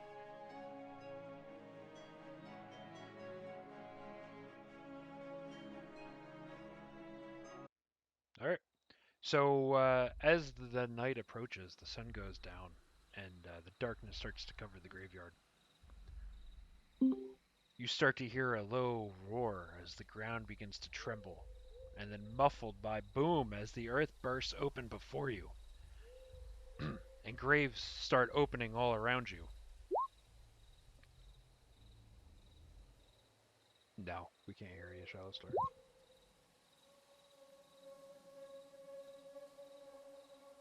So graves start opening all around us.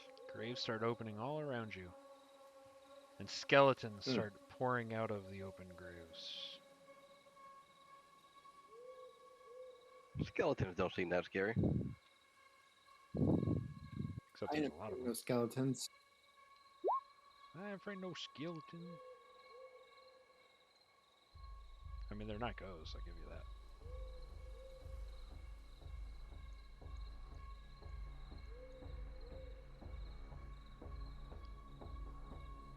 skeletons start coming out of the graves and start Oh my gosh. eyeing you up, clad in rusty armor and wielding short swords. He gave alacrity to me. Shattlestar said. Yes. Okay. Yeah. So I keep my 18, I guess. Or do I get another one? That should just be your 18, right? Yeah, I should just be at the 18.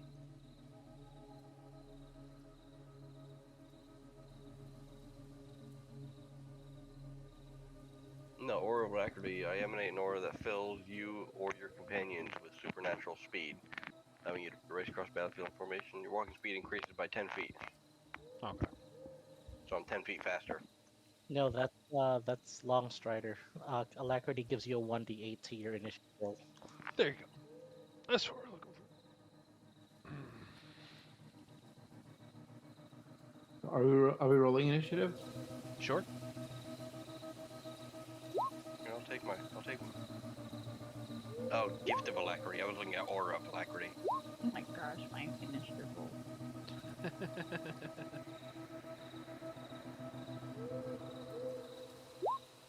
Ooh, thank you.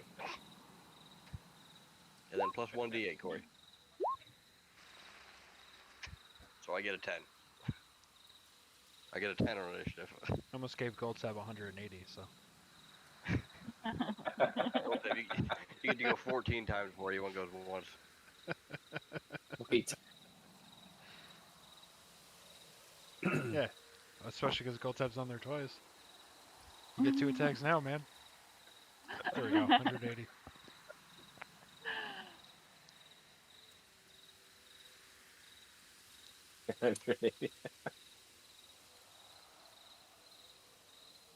All right.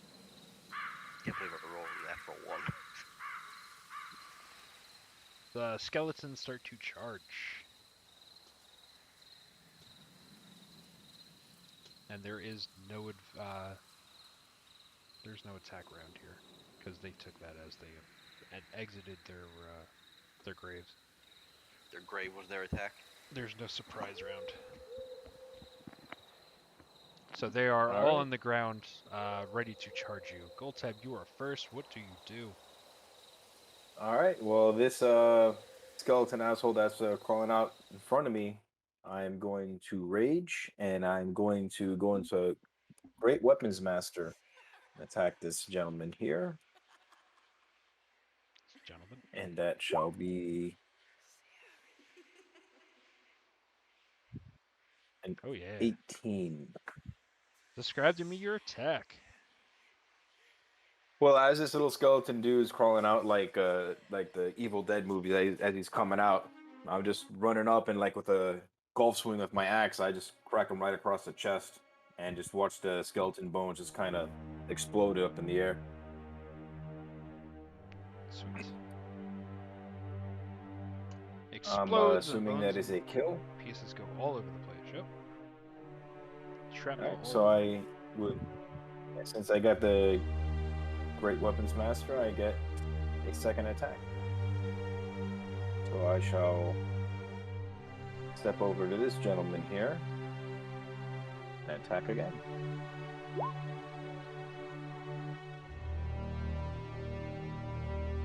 And describe to me that attack. Same thing. As he's crawling out, I'm running by. It looks like I'm playing golf. We're playing hockey. Just swinging this the axe around and taking slap shots on them as they're crawling out. Nice.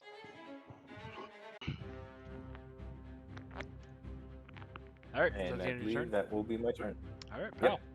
You're up. Okay.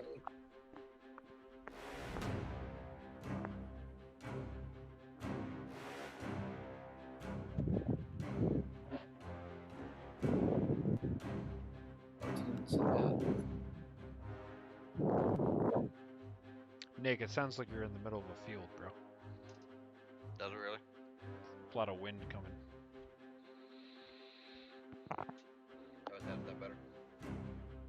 I think so.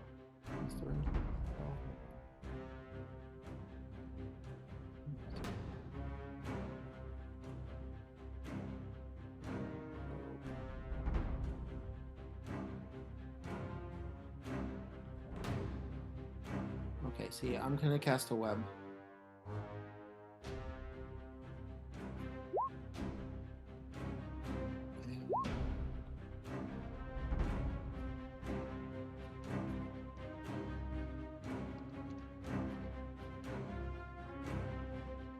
So I'm gonna try and get.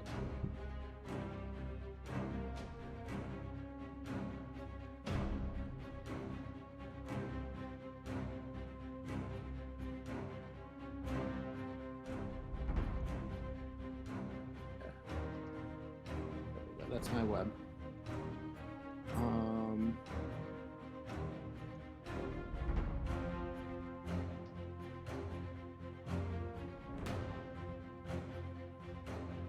And then I'm going to move right over.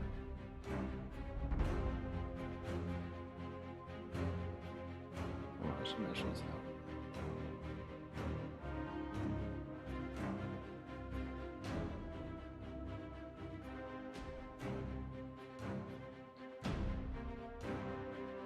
Yeah, we'll go over there.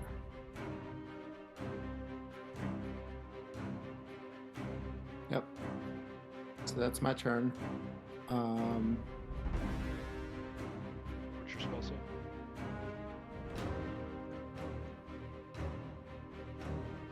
DC 14 dexterity save when they at the start of their turn.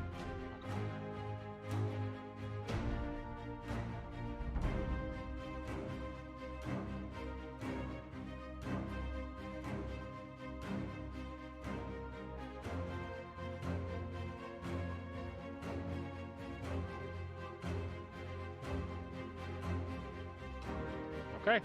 Are you done? Yeah, I'm done. Okay. The skeletons start to move. One of the skeletons in the web is completely entangled. The other one attempts to move.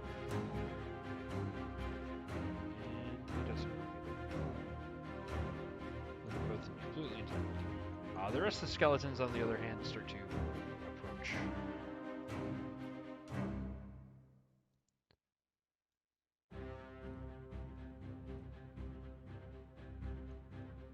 And they're all Oh, I pretty forgot there much was a skeleton over there. towards wherever they can.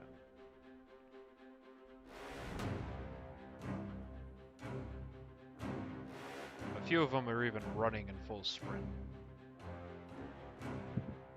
So they're not attacking this right now, or are they going to?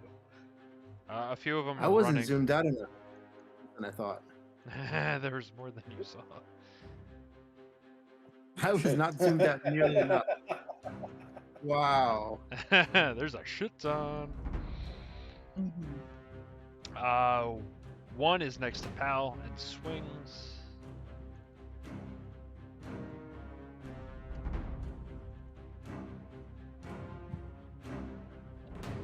Pal is able to dodge out of the way. Another one swings at Kalakis. It does hit Kalakis for a total of, it's a critical hit as it pierces through Kalakis' armor and his dragon skin, and hits for a total of 14 damage. I will use a parry. Roll a superiority die. So it does 12 damage instead of 14. Perfect.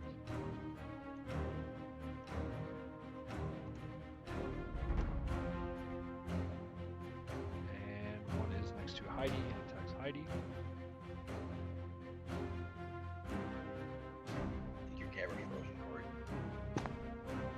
It sure is. You still able to hear me? Yeah, we can hear you. He's concentrating really hard. This is super ethereal, guys.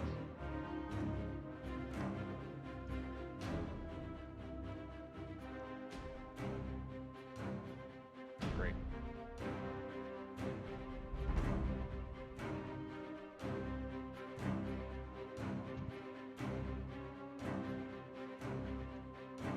Alright, I might have to turn.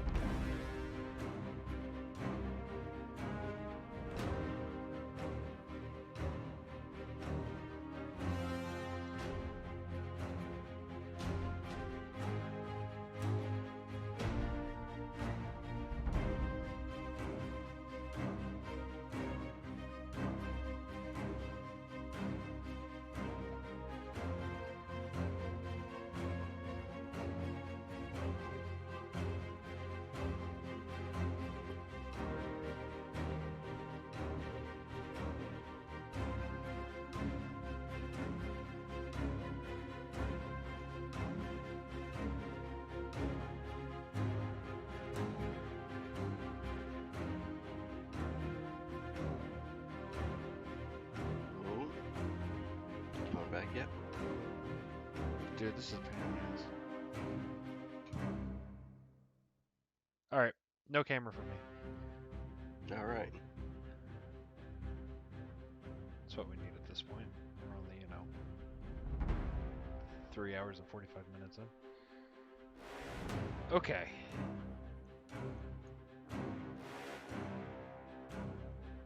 So, the skeleton attempts to attack Heidi and does so for 5 damage. Yeah.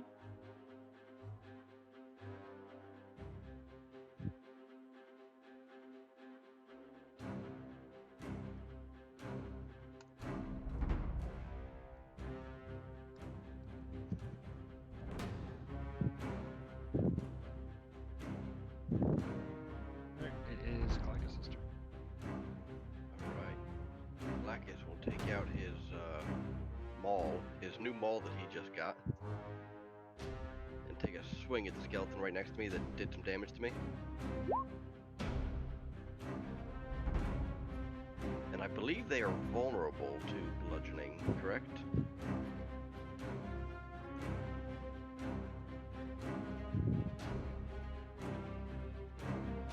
They are. But even so, describe to me your attack. Oh, after the skeleton pierced through my scales, I kind of retched back and it really hurt. So, soon as he pulled his dagger out or his shorts or whatever he has, I grabbed the maul off my back and just mighty swing straight down on top of him. He shatters into pieces. Shatters into pieces. And then I will move here. Use my use the Great Weapon Master feat thing that says I've reduced into 0 hit points. Now I can take a second attack. Yep. And I will attack this guy next to Pal.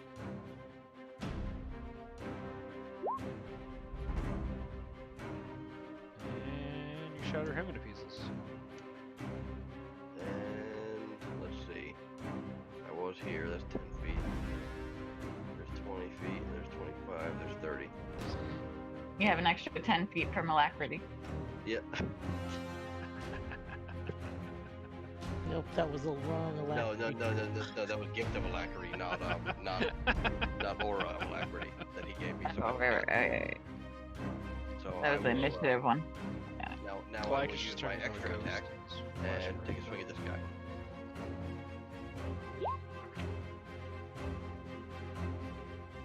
Not so good. But hey, 2 out of 3 ain't bad.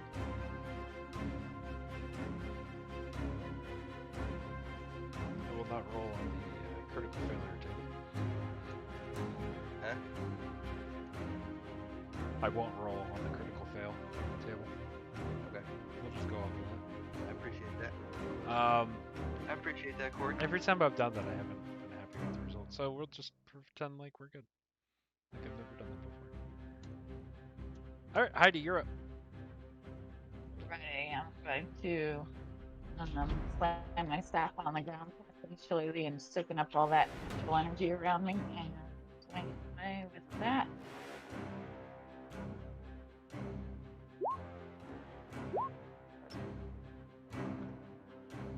Anyone to hit? Oh yeah. Oh wait, sorry, 18 to hit. I Yeah. don't know why I did it twice. Totally. And then so 7 bludgeoning.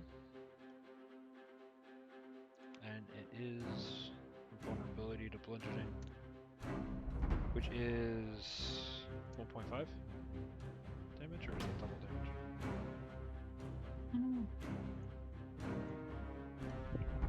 No, regardless. Describe to me your hit. Alright, so basically get it like I'm gonna swing at a ball and I say, rest in pieces and swing away.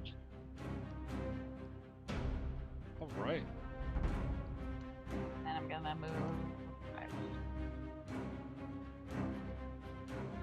30, 35. There we go.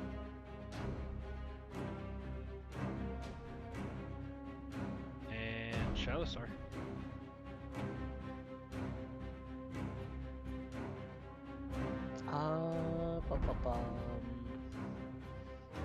Yeah, you know what? Let's try to tank some of these guys. They don't seem that hard. So let me go ahead and cast bonus action Sanctuary on myself. And then I'll move up to here.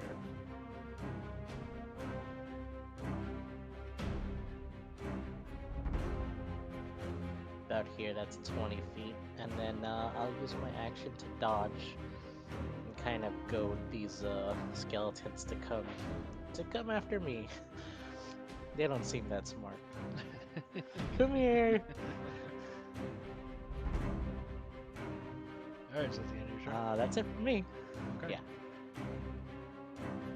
Alright, Oh, Gultab, oh, as you were about to engage the skeletons, and in fact, as you all are about to, a booming noise fills the air, and a glow begins to emerge from the cenotaph, the main one over here. And it glows with a sickly emerald light. The cobalt flames begin dancing around the edges, and then a dark shadow emerges from the top. As it does, all of the skeletons around you, every single one of them, drops dead into a pile of bones. Who dares disturb my rest? It thunders. The voice is loud, but also sounds somehow as if coming from a great distance.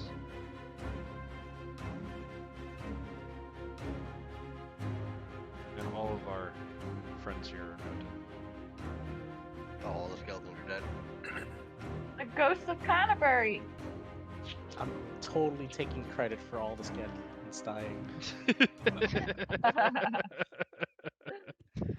But we didn't awaken you.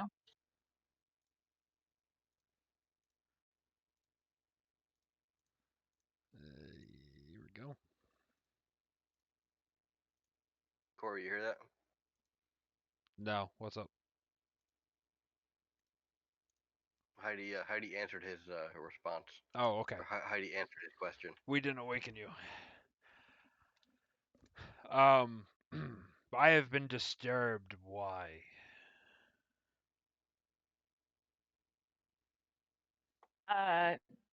Might sound a little weird, but it was for the curiosity of an apothecary down the road. And political stuff, I think. But we're not sure about that yet. Political Oh. stuff. Who is it you seek?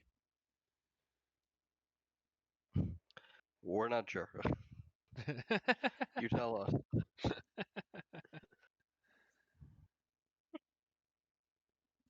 You tell us that? Why have you come here to my resting place to bother me, alerting my guards to your presence?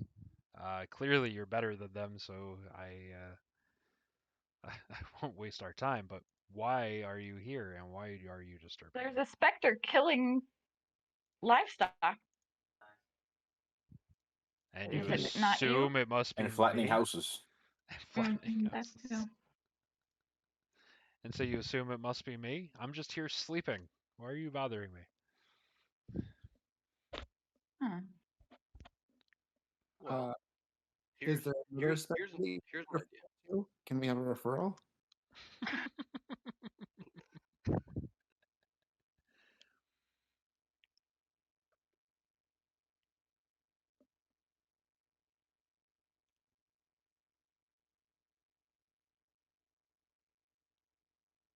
Do we have anything?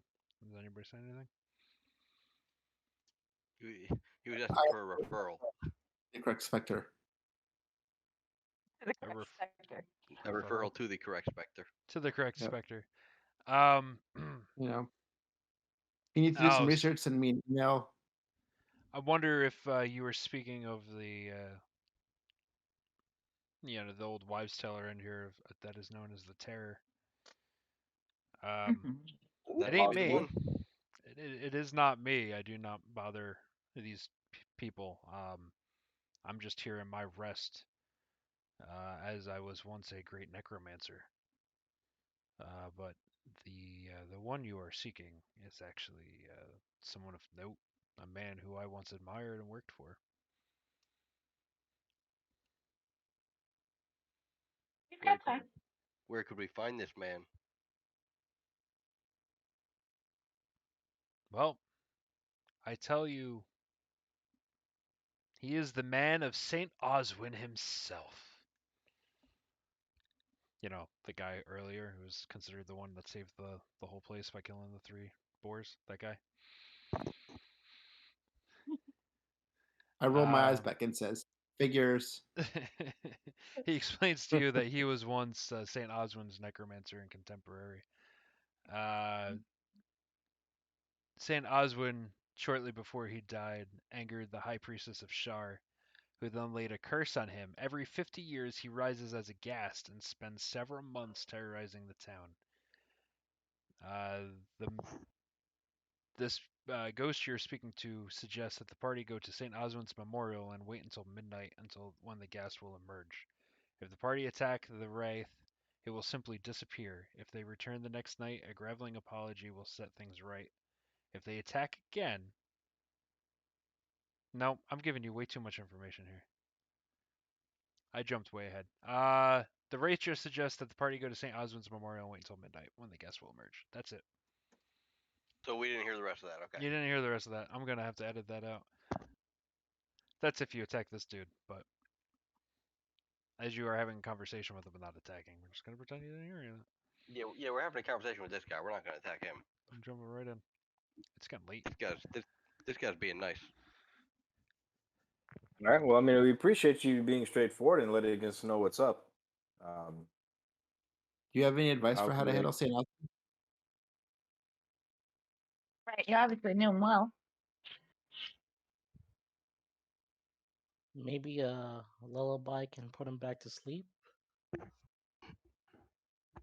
They are nice. Fair enough. Everybody likes cheese. Can we get him cheese?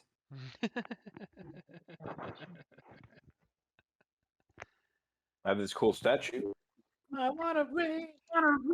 Oh, that sounds pretty cool. That might actually work. Or a cocktail? Or a cocktail.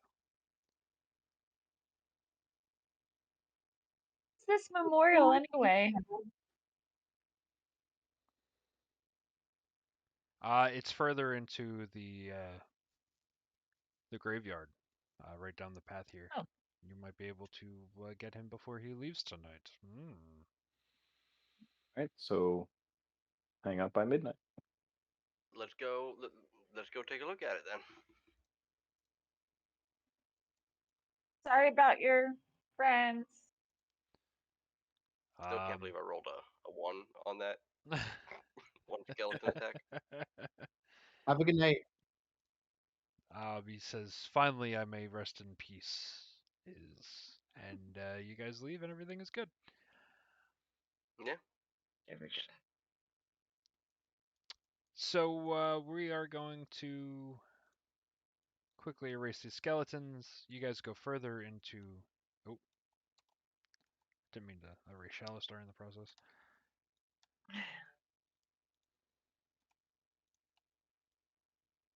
How long do we have to wait before midnight?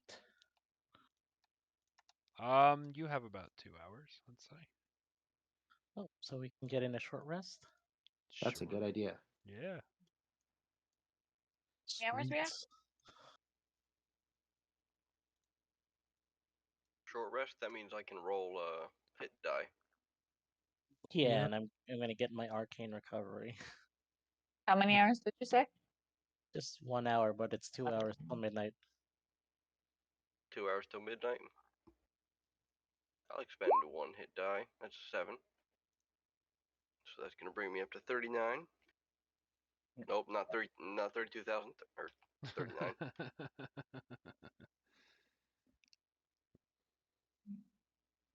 And I'll expend another hit die. Oh, damn it. I wish I would have got that first.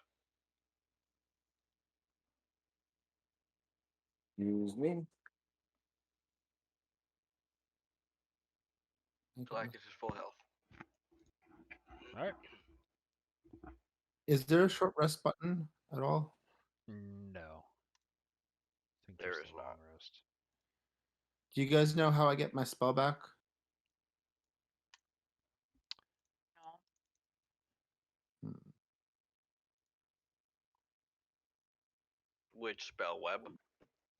Yeah, I get my arcane recovery for 2 spell levels, which is just enough to get my web back. Yeah, we'll just count it. Oh. You're okay. Okay. Because I mean, you I can don't think still you got cast it, hurt. it just won't show no, but that's Okay. fine. Oh. Alright.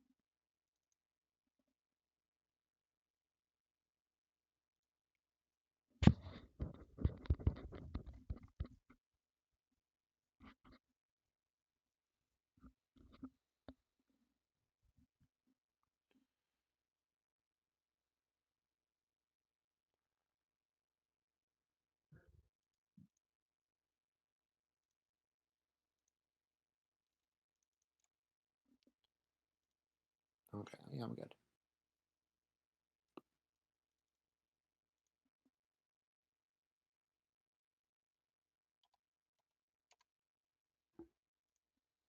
Okay.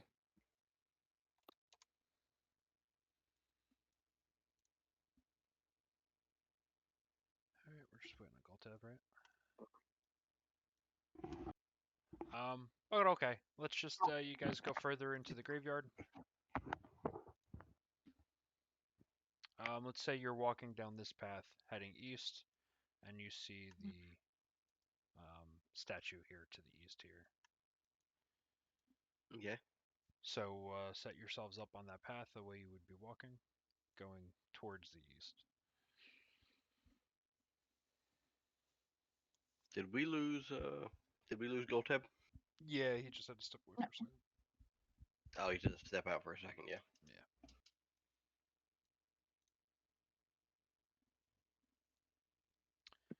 So you approach. I'm turning in. Sorry, go ahead. No, nothing. So you approach St. Oswald's Memorial, which consists of a raged stone sarcophagus with statue.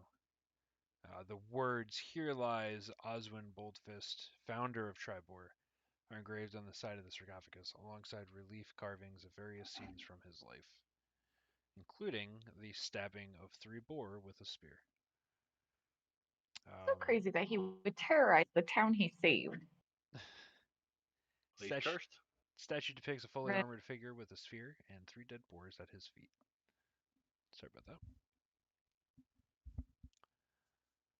Those bards are gonna have to write some new songs about him. No, they're gonna write new songs about us. Come on now. This is true. Not ambitious enough. Come on now. So you're staring at the sarcophagus that was once St. Oswin's. As you are, the moon hits the middle of the sky and midnight hits. Amore? When the moon hits your eye like a big pizza pie, that's amore. The lid suddenly burns with a cerulean fire, then slides open and a gas crawls out.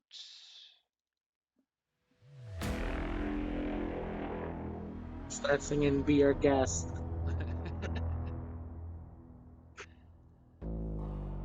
It immediately runs towards your party. You shouldn't terrorize your own town. And it runs right at Pal, because Pal's right there.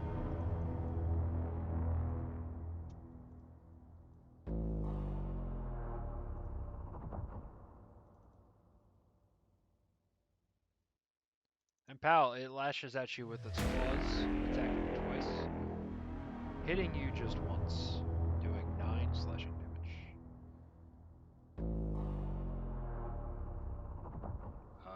And you must roll a Constitution saving throw.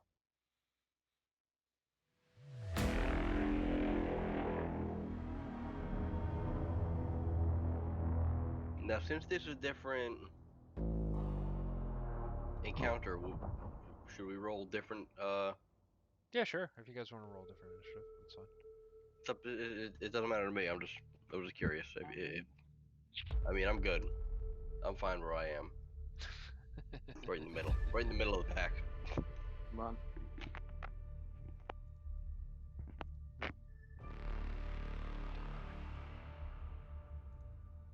All right, we'll stay where we are then. All right, hold on. I accidentally scrolled right off of the roll 20. Back. It says you're still logged in, so. Sherlock Star is the only one that doesn't have a spot right now. Or are we rolling new initiative? No, but your initiative's not on my list for some reason. I was like a 4.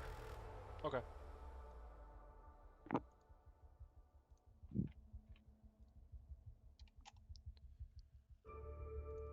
All right.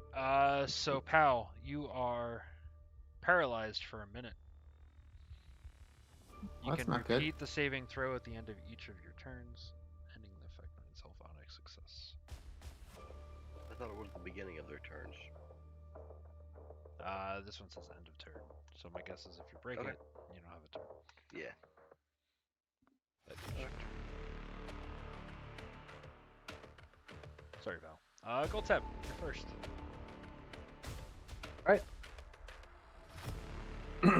I'm going to rush an attack.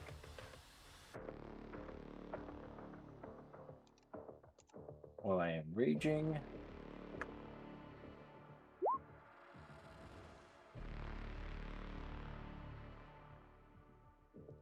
You 15 to hit. You slash at the ghoul, but he's able to jump out of the way in time, avoiding any hit.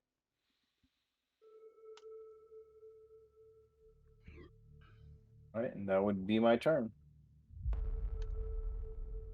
Pal? I guess you could roll another Constitution save throw. I don't know Yep. if there's anything else you can do before that. No, I don't think so. Oof. Still paralyzed. Plagus. Attack is to there Okay. with the old greatsword.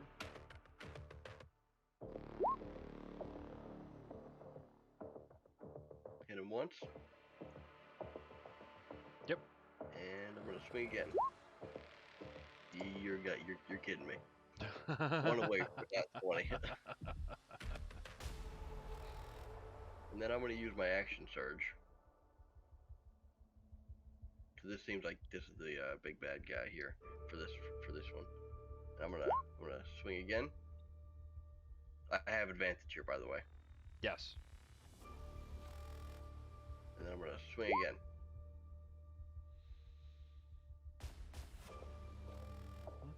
Battlemaster maneuvers. Yeah, you had an advantage on the last one too, so.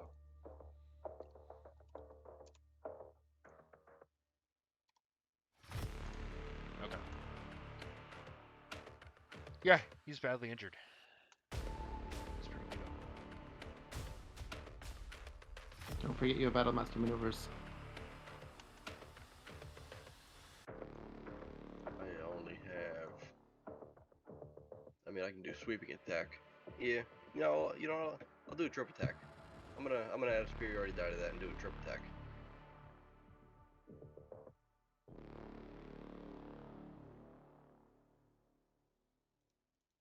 It has to make a strength saving throw. Doesn't say, or doesn't say against what. I'm assuming my strength.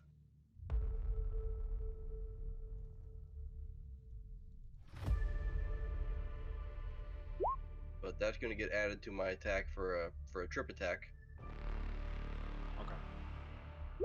And I am not sure what the his strength saving throw needs to be against.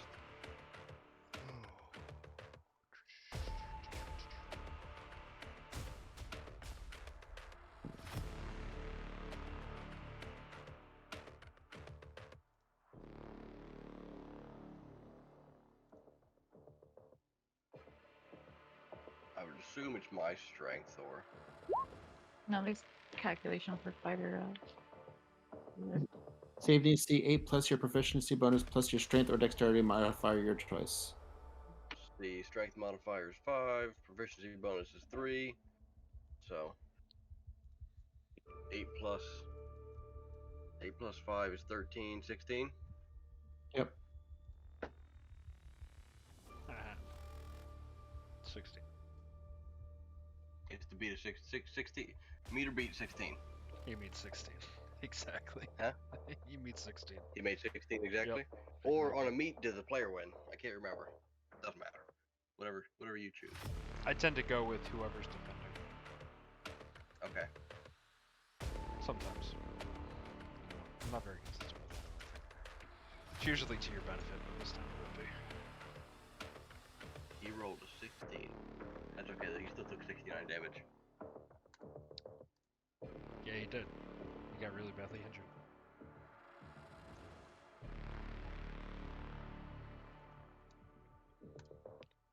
Heidi. Alright. Alrighty. Oh, calling down the moon. Oh yeah. Let's see here. DC 14 con save. And he takes damage the if he if he passes, it's half damage. Or is it no damage? correct. Oh, Half. describe to me your moonbeam as it approaches him. What? I can't hear you. Describe to me You broke that. up. Describe to me the moonbeam attack. So I call up the moon with a wolf howl, and the silvery light comes down and surrounds him in radiant light. And he glows in that silver glow. And the ghast of St. Oswin is dead as he bursts into flames. And I run up to Pal and cast Lesser Restoration. It's out of initiative.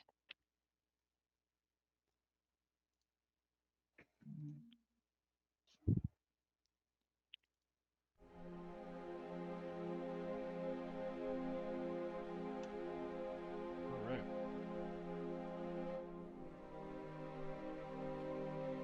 So much for the big bad. On him, you find a gold necklace, which will be worth 300 gold, and 3 silver rings worth 50 gold each. Mm. Ooh. Can I wear the ring? One of the rings? Yeah, it'll fit your dragonborn hand for some reason. Oh, I can just put it on the necklace and wear it around my neck. That works too.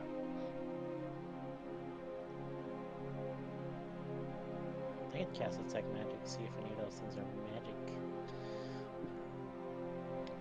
You do not detect any magic. So this right here is a ring of gravity detection.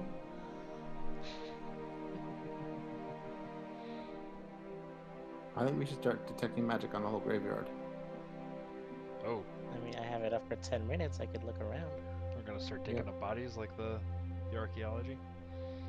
Nah, not Apothecary? not Is there any magic under there? just looking around. Not Can No, you tinker up one of those metal detectors real quick? I don't know if I can. You find an old engagement ring. It's out with the spell of depression. Yeah, nothing really specifically jumps out. Did this thing leave a corpse that we can take with us? Yeah, it's the corpse of a ghast, yeah. You got like a ghoul corpse there. Oh, we can drag it back to town. Sure. Yeah, we gotta see this. I mean, we Think though. we need Yeah, a gas- we Gas need smells terrible. a problem. Oh, Could really use that undercarriage carrier for bodies. exactly. That's what I'm saying. I'm It's really a good idea. It really actually would work. All right, Our so party needs a. you head back into town with the body of the ghoul. Yeah. Yeah, sure. exit the graveyard, you see all of the cattle and livestock and everything penned up into the big area with a bunch of farmers scaredly watching over from a farmhouse to the north. But there has not been any attacks yet, and all of the livestock are safe. Is this what you think what we saw from the tower? What we got tonight? Probably. Let's just say it was, and then if they have a bigger problem, then just drop security. Good point, Gulteb.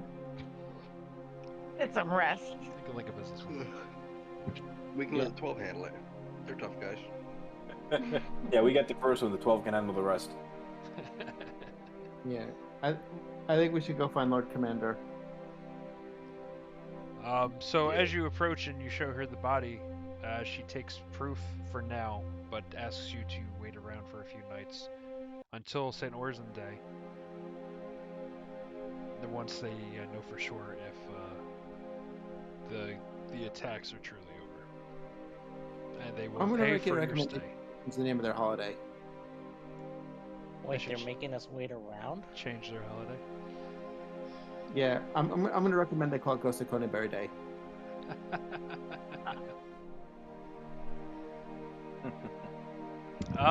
If I'm reelected, we'll discuss it possibly. If she wants to keep us around, is she keeping us like on retainer? I get rid of the board. So Per diem? she's waiting to know for sure that the threat is gone, and then she will pay you the fee she promised you. Ask her the only way that's possible is if she pays for our stay. Oh, she will. She'll pay for all accommodations while you wait. Pretty good. I'll, Okay with that then. I'll be help at the watch bar. over the. I'll help watch over all the livestock. Yeah, we talking like open bar here, Corey? Or are we Sure. talking, Yeah, open you bar. know, a You beer guys get and a wasted. dinner? Well, if they don't give us the open bar, we'll just drag that little ghost monster in there with us and be like, "Look, we're drinking free."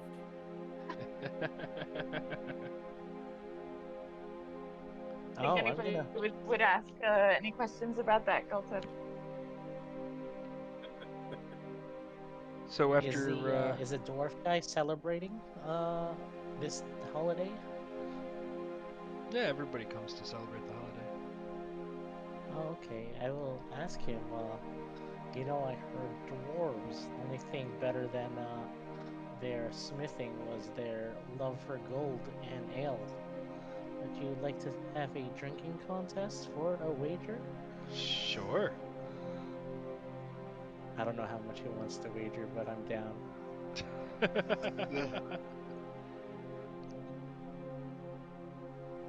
Oh crap. What do we want?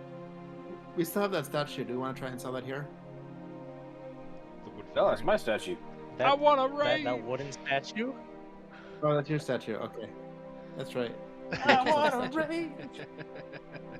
The wooden statue that we got swindled on. Yeah, I forgot about. I forgot that. Okay. I forgot already. He likes it though, so we can't really say we got swindled. Well, you can get swindled on something you like when you overpay for it. Hey man, you're just jealous because I got the statue and you didn't. All right, you know, it doesn't mean you have to bash it. Okay. Hey, I was a statue. I was a statue. Art is Yeah, and we hit you in the head. You didn't sing. True. You didn't. You don't sing. That's what the Clyca statue is missing. So a few days go by, you guys party pretty hard, some drinking games ensue, some people pass out drunk, but you guys have a good time. There's no reports of any attacks. Daretha summons you to her chambers, to her office. Let's not get the wrong idea here. She will then tell you the sightings have stopped, and she will gladly pay you the promised 50 gold each. So each get an additional 50 gold. Alright. She Yeah, we also sold the, invites you to the St. Orson Day celebration as her special guest, and also informs you that she has arrested Sharky thanks to your help, and he will be there on display to show the townspeople she is the vision of law and order. Now, do we get an award for that? Like a an actual towns award, like They'll Key do to the City kind a of thing? they'll do like a ceremony, thanking you for your help. I'm gonna in, nominate you to be the new #1 of the 12th. She Make it a explains to you that the fight against Saint Orson is something that the townspeople just won't truly understand or believe, but you're bringing peace to the town is something they get at least, and the capture of Sharky is good proof of that. So they will gladly give you the honors of bringing peace to the town and do a celebration in your honor, as well as the voting, as it is election day.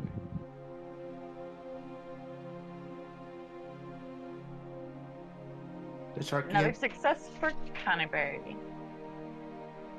Any chance we can do a search of Sharky's quarters to see if there's anything cool there? There's a shark plushie. Everything has been He's got a everything's been short plus condemned by the and dirty 12 underwear. as evidence. Okay. But at St. Osmond's Day, you are invited. One of your party is asked to give a speech as a St. Osmond's Day memorial address. Whoever is willing to give that speech. I'll give a speech. Pal, as you stand up on stage, everybody is squinting, trying to see you, and are quietly standing by to listen to what you have to say. Ladies and gentlemen, we are privileged to be here today as your heroes. It is through our hard work and discipline that we've been able to rise to this level. You should know that you too can someday be heroes. It takes work, it takes discipline, and it takes expertise in the fine art of dragon chess. Everybody is following your words word by word, holding on to every syllable until you say dragon chess, and now they are all just looking at you completely confused.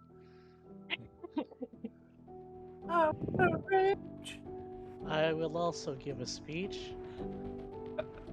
I will walk up with my giant stein and say, "Yeah, everybody, let's get drunk." And they shout out and cheers, and party ensues. That's how you give a speech, pal, and I'll chug the giant stein.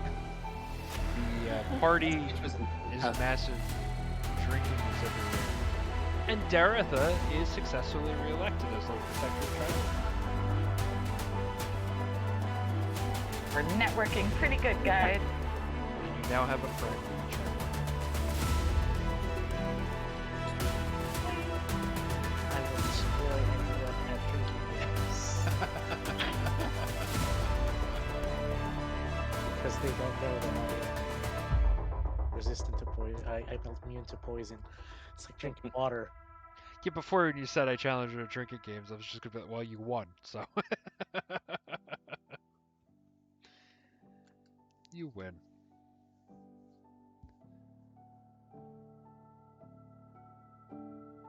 It's good to see everybody, but I'm going to. Yeah, that's it, guys. Thank you so much. Good night, everybody. Good night, guys. Put all stuff back. Corey, should I see it?